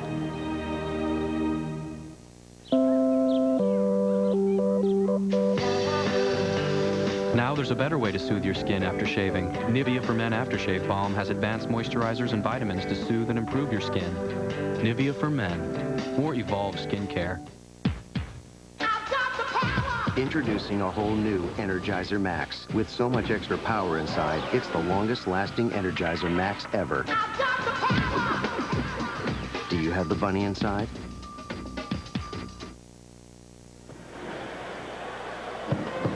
We are tied at 73 as we open the second overtime. Along with Charles Davis and Eddie Fogler, Tim Brando here in the Midwest region first round. This is the upper half of the Midwest region. You see Kansas and Stanford have advanced in the other half, that being played in Stanford, in St. Louis, Missouri. And here, of course, this Florida team trying to advance in what has been the most difficult seeding so far with the new pod factor, that being 5 versus 12. Well, I'd rather be a 6, Tim, I guess. Yeah. You know? Well, there's something to be said for that.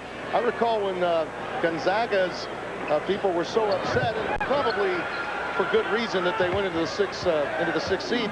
A lot of old coaches would tell you you'd rather be a 6 or a 7 than a 4, because you stay away from a #1 seed for an additional round.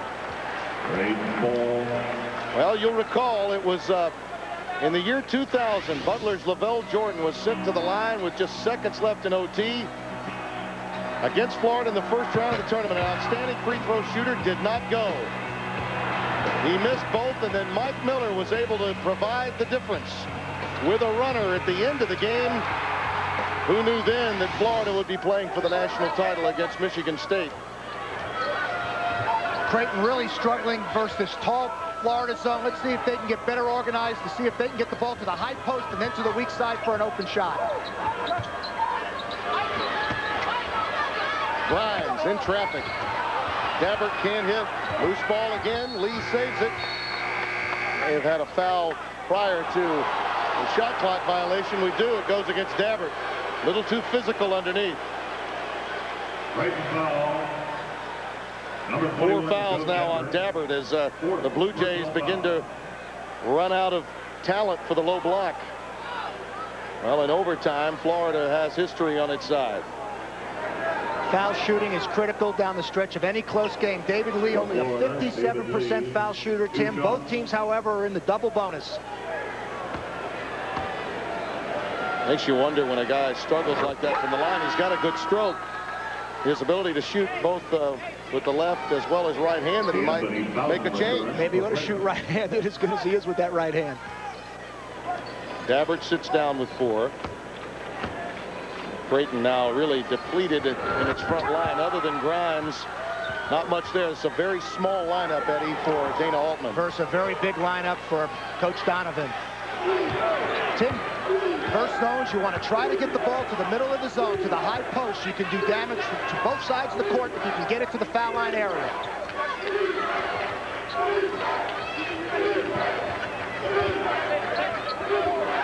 Creighton needs to flash somebody to the middle. Taylor lining up at the right corner of your screen. That's where he wants it. Off the bounce. Thank you. I mean, this guy is lights out. 76-75. He wants it. Feed and fan the little fella. And the follow-through is true.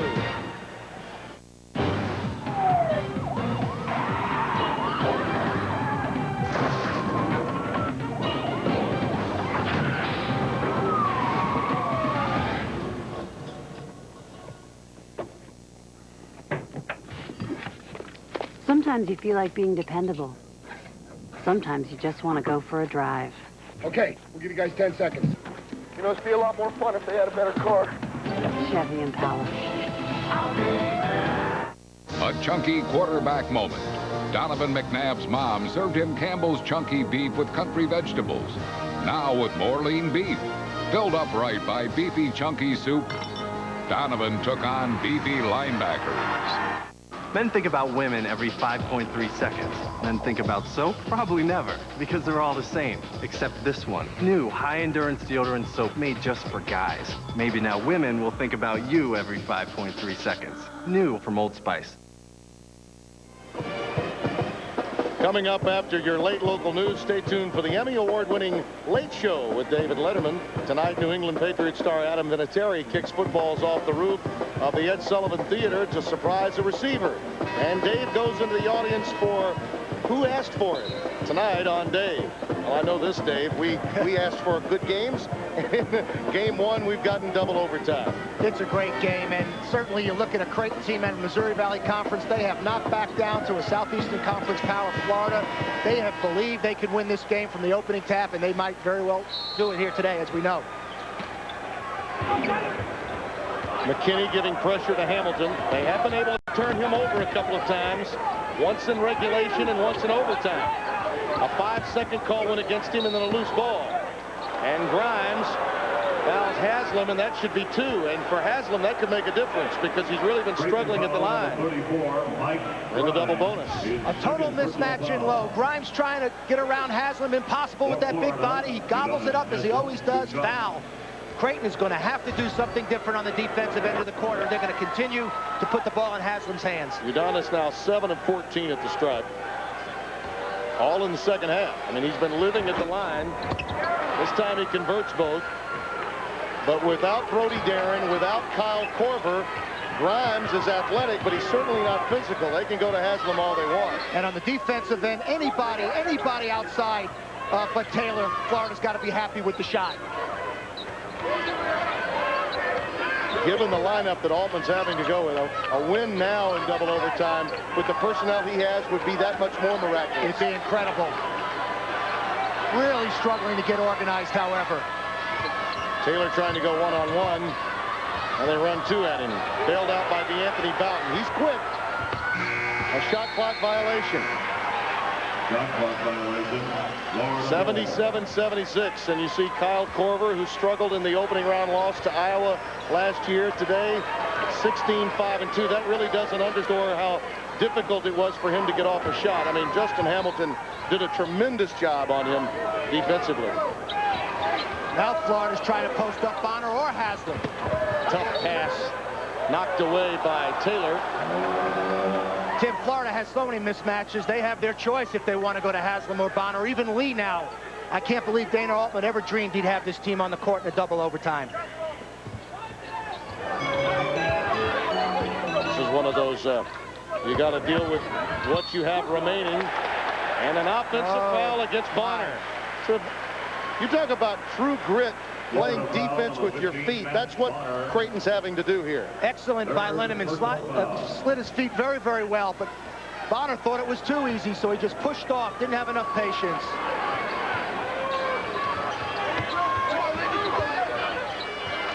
Creighton's had long and arduous tasks in their half-court game since Florida went to the 2-3 zone. Taylor now running in and out, inside and outside. Oh, my. Off the front rim, loose ball. DeAnthony Boughton gets it back out to McKinney. Somebody but Taylor's going to have the courage to knock one down here. Because Florida knows where Taylor is every step of the way. And he wanted the shot so badly that he forgot about reeling in the pass. That was just an anxiety turnover by Terry Taylor. 22nd of the afternoon for the Blue Jays. I hate to be redundant. This ball's going inside. Well, don't bother. It's going inside, Tim. In broadcasting, repetition's a good thing. Inside Haslam. See? That wasn't very hard to say. That was an obvious fact. Florida scored 25 points off turnovers, most of them in the second half. Grimes, that's a tie ball. Arrow to Creighton. The ball stays with Creighton. Here's Haslam, a man-child in low, just getting Grimes on his tail, and it's a mismatch in here. This could go on every possession for an easy 2. Yeah, the moment you knew that this game was going to see a second overtime with Korver out with 5, it was clearly advantage Florida. Florida will know what load. Bowden almost lost it. Out of bounds to Creighton. Last touch by Justin Hamilton. And again, those are the critical outs. Korver and Darren. One a low post player. Korver, the most versatile talent the Blue Jays have. Player of the year in the league. Dabbert, the other physical player, really rendered a non-factor because he's not a scorer. Who's going to be willing for Creighton to step up and have the courage to knock down a big shot here outside of Taylor, who Florida knows where he is at all times? McKinney's rainbow woefully short. Lindemann the follow. That may be the answer. A missed shot and a tip could be their best offense. Offensive rebounding. Sometimes it is your best offense. Under a minute in the second overtime. 23-second difference in the shot clock and game clock. Bonner, yes, and a foul.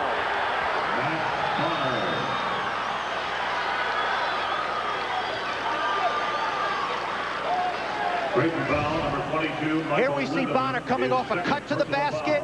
Linneman gets hung up on the screen by Haslam, powers it to the basket and gets scores. One shot. Yes, Coach Donovan. He may be older, but he's still living vicariously through the players. John Pelfrey, one of his assistants, one of the unforgettables for Pitino and Donovan at Kentucky. Just as into it. He'll be a head coach one day. Still a 2-possession game now, 45 seconds to go. Creighton down 4. They need a good shot, whether it's a 2 or a 3. And then take a timeout if they can score. Yeah, and they need to get it up quickly because it is a 2-possession game. Time. Yep. Was that a timeout? That was a timeout. I'm on the sidelines. I'm an assistant coach today. At Michelin, our tires are rigorously tested. They're laser checked, X-rayed for structural integrity. And finally, no tire leaves the factory without a thorough hand inspection.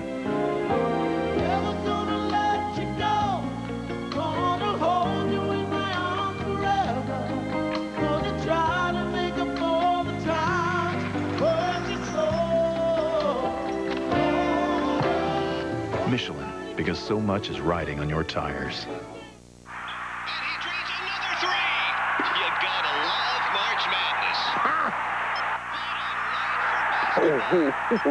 Can you say ha?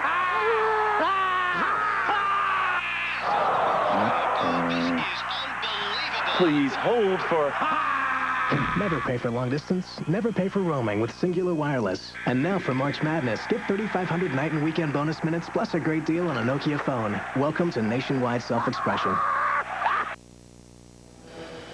Here's what's coming up later today. Our second rotation of games. Penn and Cal have actually already tipped. So we're cutting into round 2 games in day 1. You see Hampton and Connecticut. San Diego State, Illinois. That'll be starting 30 minutes after the conclusion of our game in overtime in Hawaii against Xavier. First thing Florida has to do is get the ball inbounds. They can run the baseline because it was a made field goal. That's a huge advantage for the offense. Any problem, Florida has 4 timeouts left. They should use a timeout in any emergency situation. Creighton's got to figure out who to foul and take their chances by fouling someone and hope they miss free throws. Well, remember, Haslam has missed half of his tries today. And, of course, Florida's going to want to keep it in good foul shooters' hands. There's your timeout. Yep. He has a complete allotment to take advantage of, just as Eddie mentioned. We'll be back.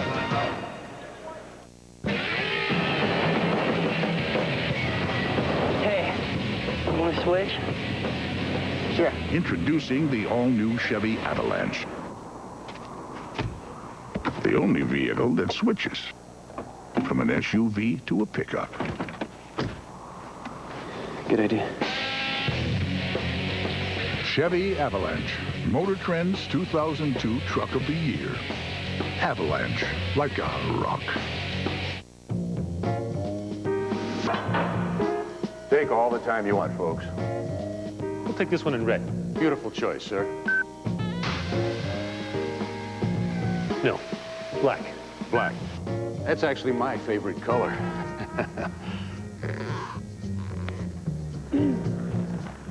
Red. Definitely red. When software lets you quickly give customers what they want, that's 1 degree of separation. That's business with .NET from Microsoft.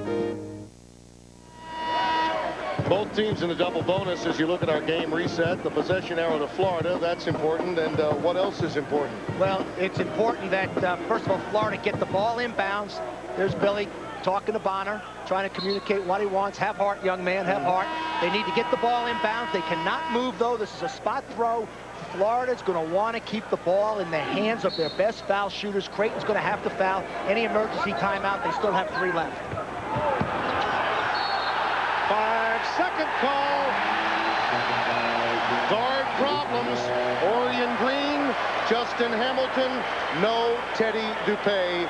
Once again, as unfortunate as it is to remind people, it's a factor. And a mental mistake. There's another chance to take the timeout. That's why coaches save timeouts in emergencies down the stretch of close games. You see Brett Nelson's reaction. The shoulders just, begin to slouch, and you say, oh, how could we have allowed that to happen? We knew how many timeouts we had remaining. Very unfortunate for the Gators, but Creighton with new life with a depleted bench. Dear sir, thank you for changing my son's life. He has said that if he makes it through basic training, he'll never be afraid of anything. In my proudest moment, I will watch my son march across that field with his head held high. Thank you for bringing out the best in my child. Graduation is just the beginning. Log on only at GoArmy.com.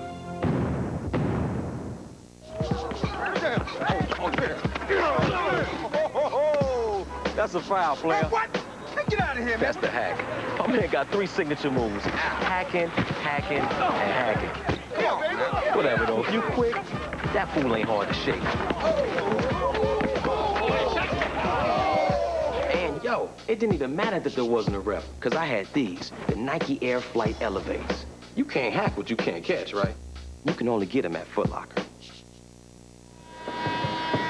Orion Green taking the ball out of bounds on a crucial inbounds play.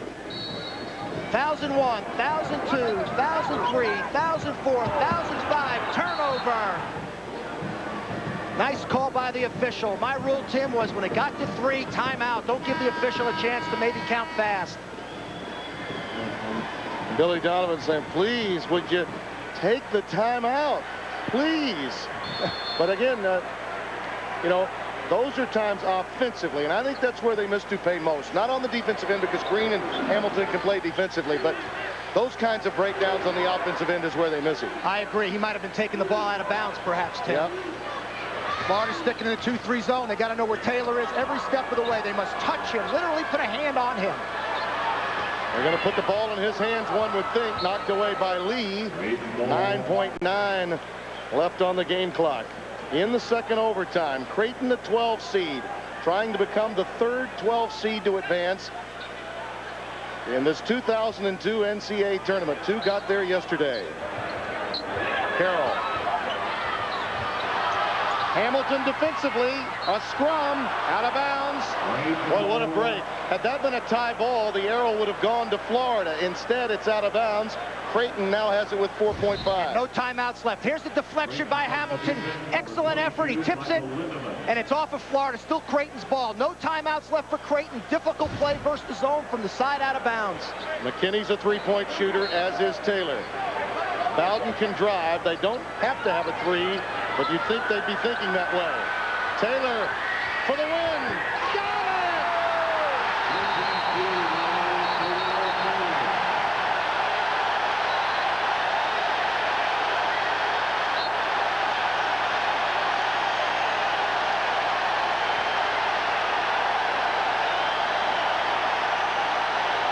The game is not over.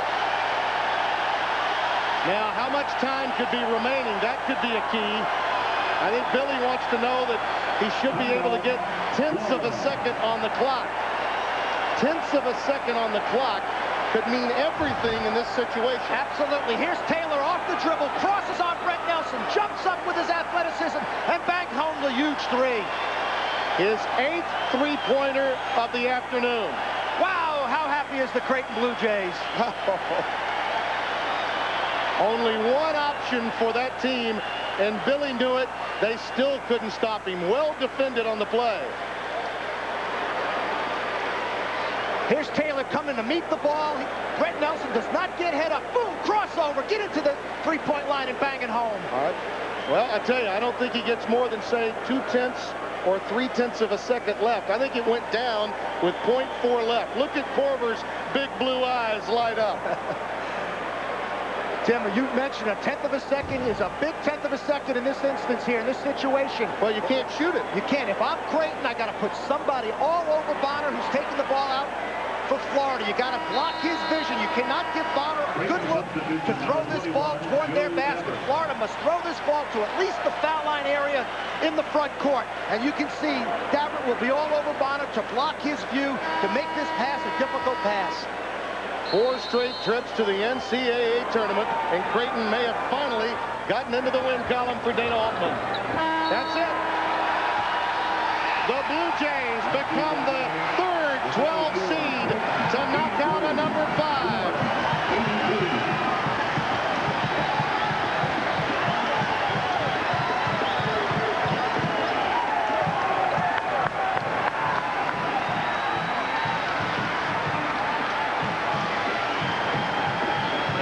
regrettable win for the Blue Jays, particularly given the players that they lost. Both Brody Darren and Kyle Korver out of the game for the overtimes, and they advance. The winner of this game, of course, to take on the Illinois-San Diego State winner. Our Chevrolet most valuable players for each team. Terrell Taylor, 8 threes in the second half, including the game winner, Udonis Haslem, our Chevy MVP for the Florida Gators. Well, the beat goes on. Take that for the Pods, Greg Gumbel. It was marvelous in Chicago today. Let's go to New York. All right, Tim Brando, anybody have any questions as to what this tournament is all about this time of year? The Creighton Blue Jays, in double overtime, knock off the 5th seed Florida Gators. First time in tournament history that 3 number 12s have moved on out of the first round and on to the next round. The Blue Jays win it by a score of 83-82. Also today, Oklahoma Sooners, the number 2 seed in the West, a winner over Illinois Chicago, 71-63. In Pittsburgh, the Panthers advance with a 71-54 win over Central Connecticut State University. And in Washington, North Carolina State comes roaring back in the second half to beat Michigan State 69-58. Games in action right now. In the first half in the South, California leads the Quakers of Penn by 1, 18-17. And in Washington, D.C., the 2nd seed in the East, the Huskies of UConn, 11-4 leaders over the Pirates of Hampton early in the first half. Games still to come as well. In the West, Hawaii against Xavier in Dallas. That game is tipping now, and we will send you to that game, those of you ticketed to see it.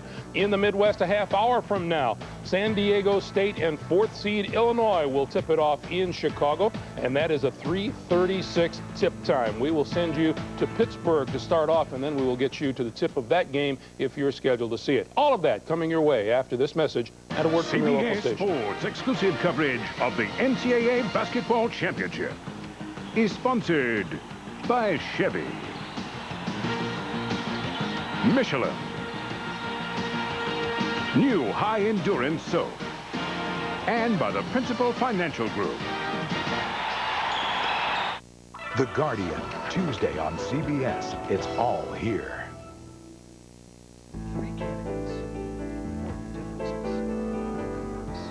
Increased state debt, costing taxpayers millions.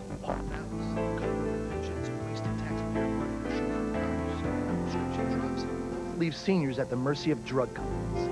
Rod Blagojevich, a plan to create over 50,000 jobs for our part of Illinois, protect pensions, make prescription drugs affordable, endorsed by AFL-CIO and Illinois teachers. Rod Blagojevich, for all of Illinois. I'm Gary Knight. You'll score big when you buy from Carmack Car Capital. Our 3-point plan of selection, service, and savings will put you in a position to drive a newer used vehicle at a price to fit your budget. You'll get top dollar for your trade-in, too. Carmack Car Capital can't be beat for your next car. You can, however, beat Gary Knight on the court. Just ask Gabby. Carmack Car Capital. Carmack Car Capital. March Madness is here, and Blaine's Farm and Fleet has cut prices all over the store. Check this out. Get a MTD Ranch King Pro 42-inch cut lawn tractor, $1179.99. Pick up a State Premium Crabgrass Preventer, a 20-pound bag, $749. And we've got the Shop Vac QSP Pro 10-gallon wet dry bag, $59.99. At Blaine's Farm and Fleet, finding value is a slam dunk. We already know that kids don't like Bob Coleman. Did you also know Coleman wants to be Attorney General, but never prosecuted a single criminal case? Coleman, a part-time lawyer, ran an offshore insurance company that went bankrupt, and his company was seized by the state. We can do better with proven prosecutor Joe Burkett. Successful state's attorney, experienced crime fighter, Joe Burkett is endorsed by every Republican state's attorney in Illinois. Oh, kids like him, too. Judy Fraser, only on 3 News, Central Illinois' news leader. 8 minutes and 54 seconds remaining, first half of play. This one has been on the teeter-totter between Penn and Cal since the opening tip. And right now, California at the line. Brian Weathers with the first of 2 free throws. A 5-point Cal lead. But both teams, Bill Raftery, hitting the 3-point ball with great adeptness. Yeah, it's the difficulty, I think, is defensively the matchup situation, the speed of Penn inside versus the big tough guys, the dribble penetration of Weathers and Schiff for Cal. But Penn, a team that can stretch your defense, and already Ben Braun has gone to some zone, some man-to-man. Now they go full court. First time they've gone full court pressure. Joe Schipp, who started the game, got a rest. He's back on number 34. And we'll give you an idea of who's on the floor here as we progress. This is David Klatsky, number 3, off the bench, the 6th man. Tim Begley, number 31, and Andrew Toole is fouled by A.J. Diggs. 23-17 the score with 8:37 to go. And let's give you a précis of what's happened so far. 8:37 to go in the first half. Cal hitting 56%. And look at the three-point shooting thus far. Penn, 5 of 10. California 3 of 4, and they have a rebounding edge as well. And Shifter, that guy to get shooted deep, playing very well for Penn. Of course, Leggins, who's got the 2 fouls, a major concern, I think, for Ben Braun and his staff. Penn Quakers come in as champions of the Ivy League. This is Ugana Onekwe. A blind pass, Andrew Toole. Beautifully conceived and executed. And the defense didn't see it either. Speaking of blind to it. Forehand Kelly at the other end. Oh, that's his game. You've got to get out and touch him. He had 6 threes against UCLA at the end of the year. Got to play and make him put it on the floor. 26-19 Cal out of the Pac-10. 22-8 for the year against and underneath. That's Jan Fikil from Ulm, Germany. And it's a little town, we're told. But how about the international play? You've got the foul, of course, against Cal and Ben Braun's guy, Tamir. Ben Braun resuscitated this troubled California program. They had been under sanctions from the NCAA for a 3-year period when he came in. And they are back as regular participants in NCAA basketball. And Fran Dunphy, his counterpart for the Penn Quakers in his 13th year. Ben's got the California haircut. He didn't have that at Eastern Michigan, by the way. He is with it.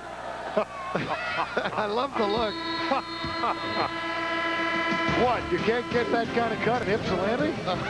It's a lot more expensive. There it is, as grand as it gets. The Masters on CBS. Did great. We did great. No, you're right. We did do great. We're in really good shape. Are those the guys who went in after us? Yeah. I wonder how they did. They've got Michelob Light. I've been playing hoops and my shoulder keeps popping. You get that? No. Nothing.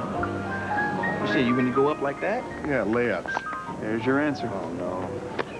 The great taste of Michelob Light makes any occasion seem special.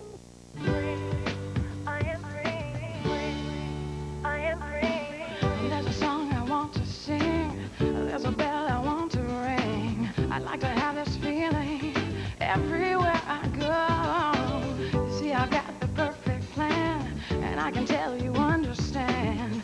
Every place that I go, it's easier with you. I am free to express myself around the world and on Main Street. Everybody should be free. I'd like to travel on a whim and take the world for a spin. Life is for the living and making dreams come true.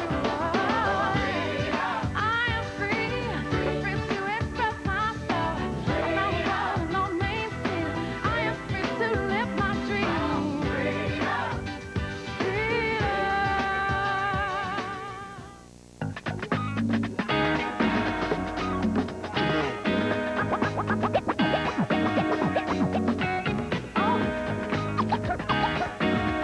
Whenever you call me, I'll be there.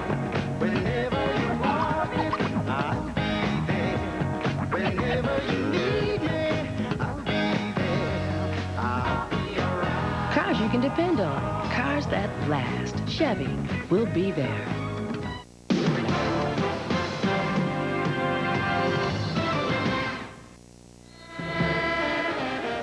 South Region first round, game 2 of 4 here in Pittsburgh, and a closely contested ball game, Cal and Penn. I think we both had a sense that this one was going to be closely contested throughout. Yeah, it's interesting. The dilemma, I think, for Cal is you got to go out and play the three-point shooters and still cover the speed inside. And so Penn can bring the big guys out and put it on the floor. Cal, conversely, has a lot of guys that can put it on the floor, on the wing and at the point, that can break the D down. Of course, Tamir on the floor now, an excellent passer, becomes a point forward as the small change on Onekwe away from the hole. That is number 24, Amit Tamir, and Onekwe gets the foul. So you've got a young man born in Nigeria, raised in London, wearing number 1, who fouls a young man born in Jerusalem and whose parents still live in Israel, playing for California. It is an international game. It's utterly incredible because he sends his folks the game tapes. That's the only way they're able to see him. Tamir, that is. Here's Tamir. And Ryan forehand Kelly. Little entry pass to Joe Shipp. The double comes from Andrew Toole, and the foul underneath by Jeff Schiffner. Well, it's a part of a mosaic in the next game coming up from Chicago in about 20 minutes. 13th seeded San Diego State against the Fighting Illini, seeded number 4, Bill Self's club. Had a difficult season. See if they can right the ship in the NCAA tournament. And speaking of Shipp, huh? Yes. On the foul line. Joe Shipp, nice transition. Yeah, not too bad. When he gets in the low post, your Shipp has left Doc, though. This is a solid, look at this body. I mean, he's got the ability to face up and shoot it, and yet power, and that's part of the dilemma, I think, for Penn. How to handle these inside people. And on a team, Bill, with no designated go-to guy, he might be the closest one can find at Cal. I would think he understands when to take good shots.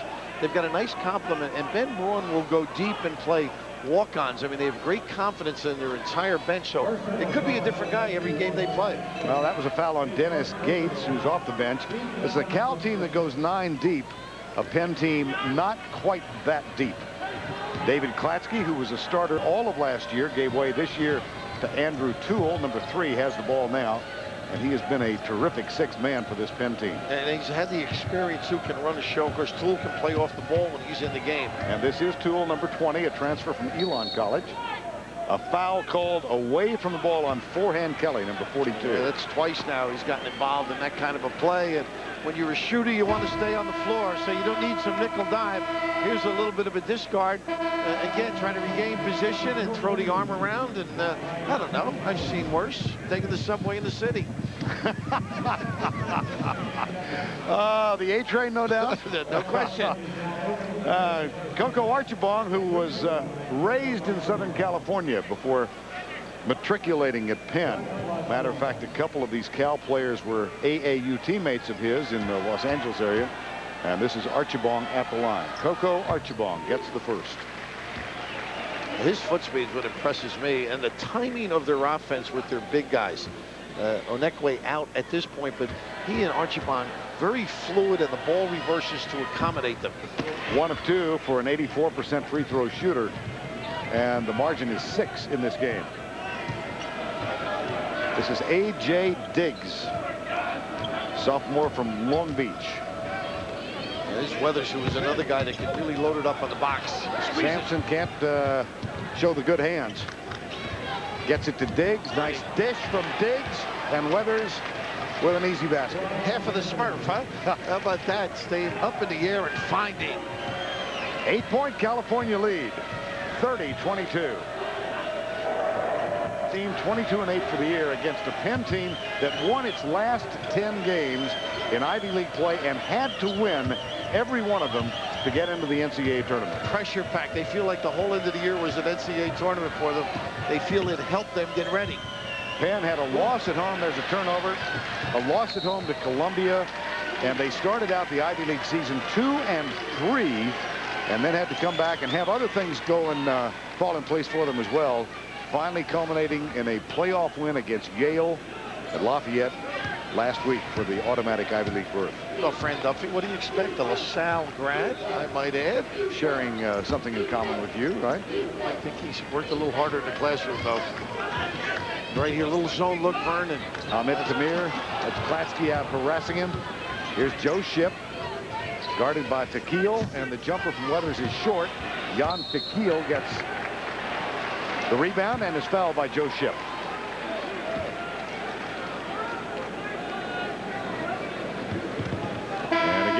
in the bonus. Fran Duffy rotating guards, giving everybody a little spot duty, get them rest, as well as giving each a feel for the game.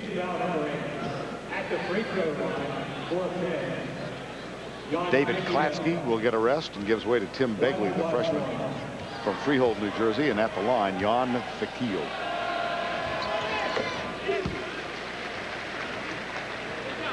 California Penn, the winner of this game, plays Pittsburgh. They were 17-point victors in the first game against Central Connecticut State. That game will be played Sunday. Fakil gets 2. And it's a 30-24 ball game. And they need some stops, I think, Penn. A very aggressive, inside-oriented club with penetration or the pass. Diggs misses.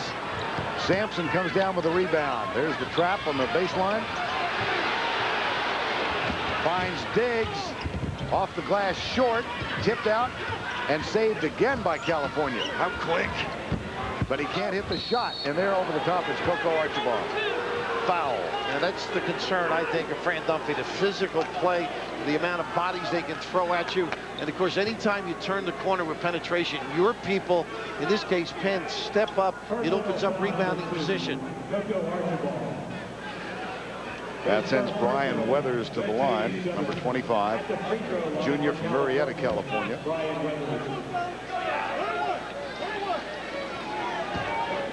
And he shoots 1 and 1.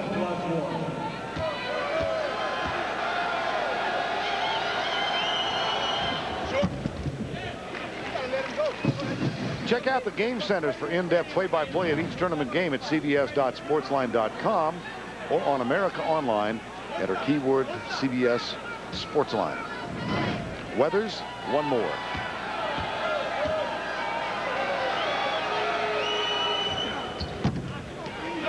Coco Archibald off the front rim. And Vern, I look for Penn to make Cal play some defense. Make them work, because they're a great passing team. Pop it around, move the defense, reverse the basketball. Looks are inside play. Andrew Toole, number 20, guarded by Diggs. Diggs, choice of 25 writers out west, as in a tie for the best defensive player in the Pac-10. And the fellow he tied with was Curtis Borchard of Stanford. Unbelievable. Of course, shot blocker and an inside presence, but they can rank guys on the perimeter. That's what he does best. Now here's Andrew Toole. Began his collegiate career at Elon College. Had aspirations of playing in the NCAA tournament. Elon went from Division II to Division I, but they were not eligible to play or to qualify immediately for the NCAA. So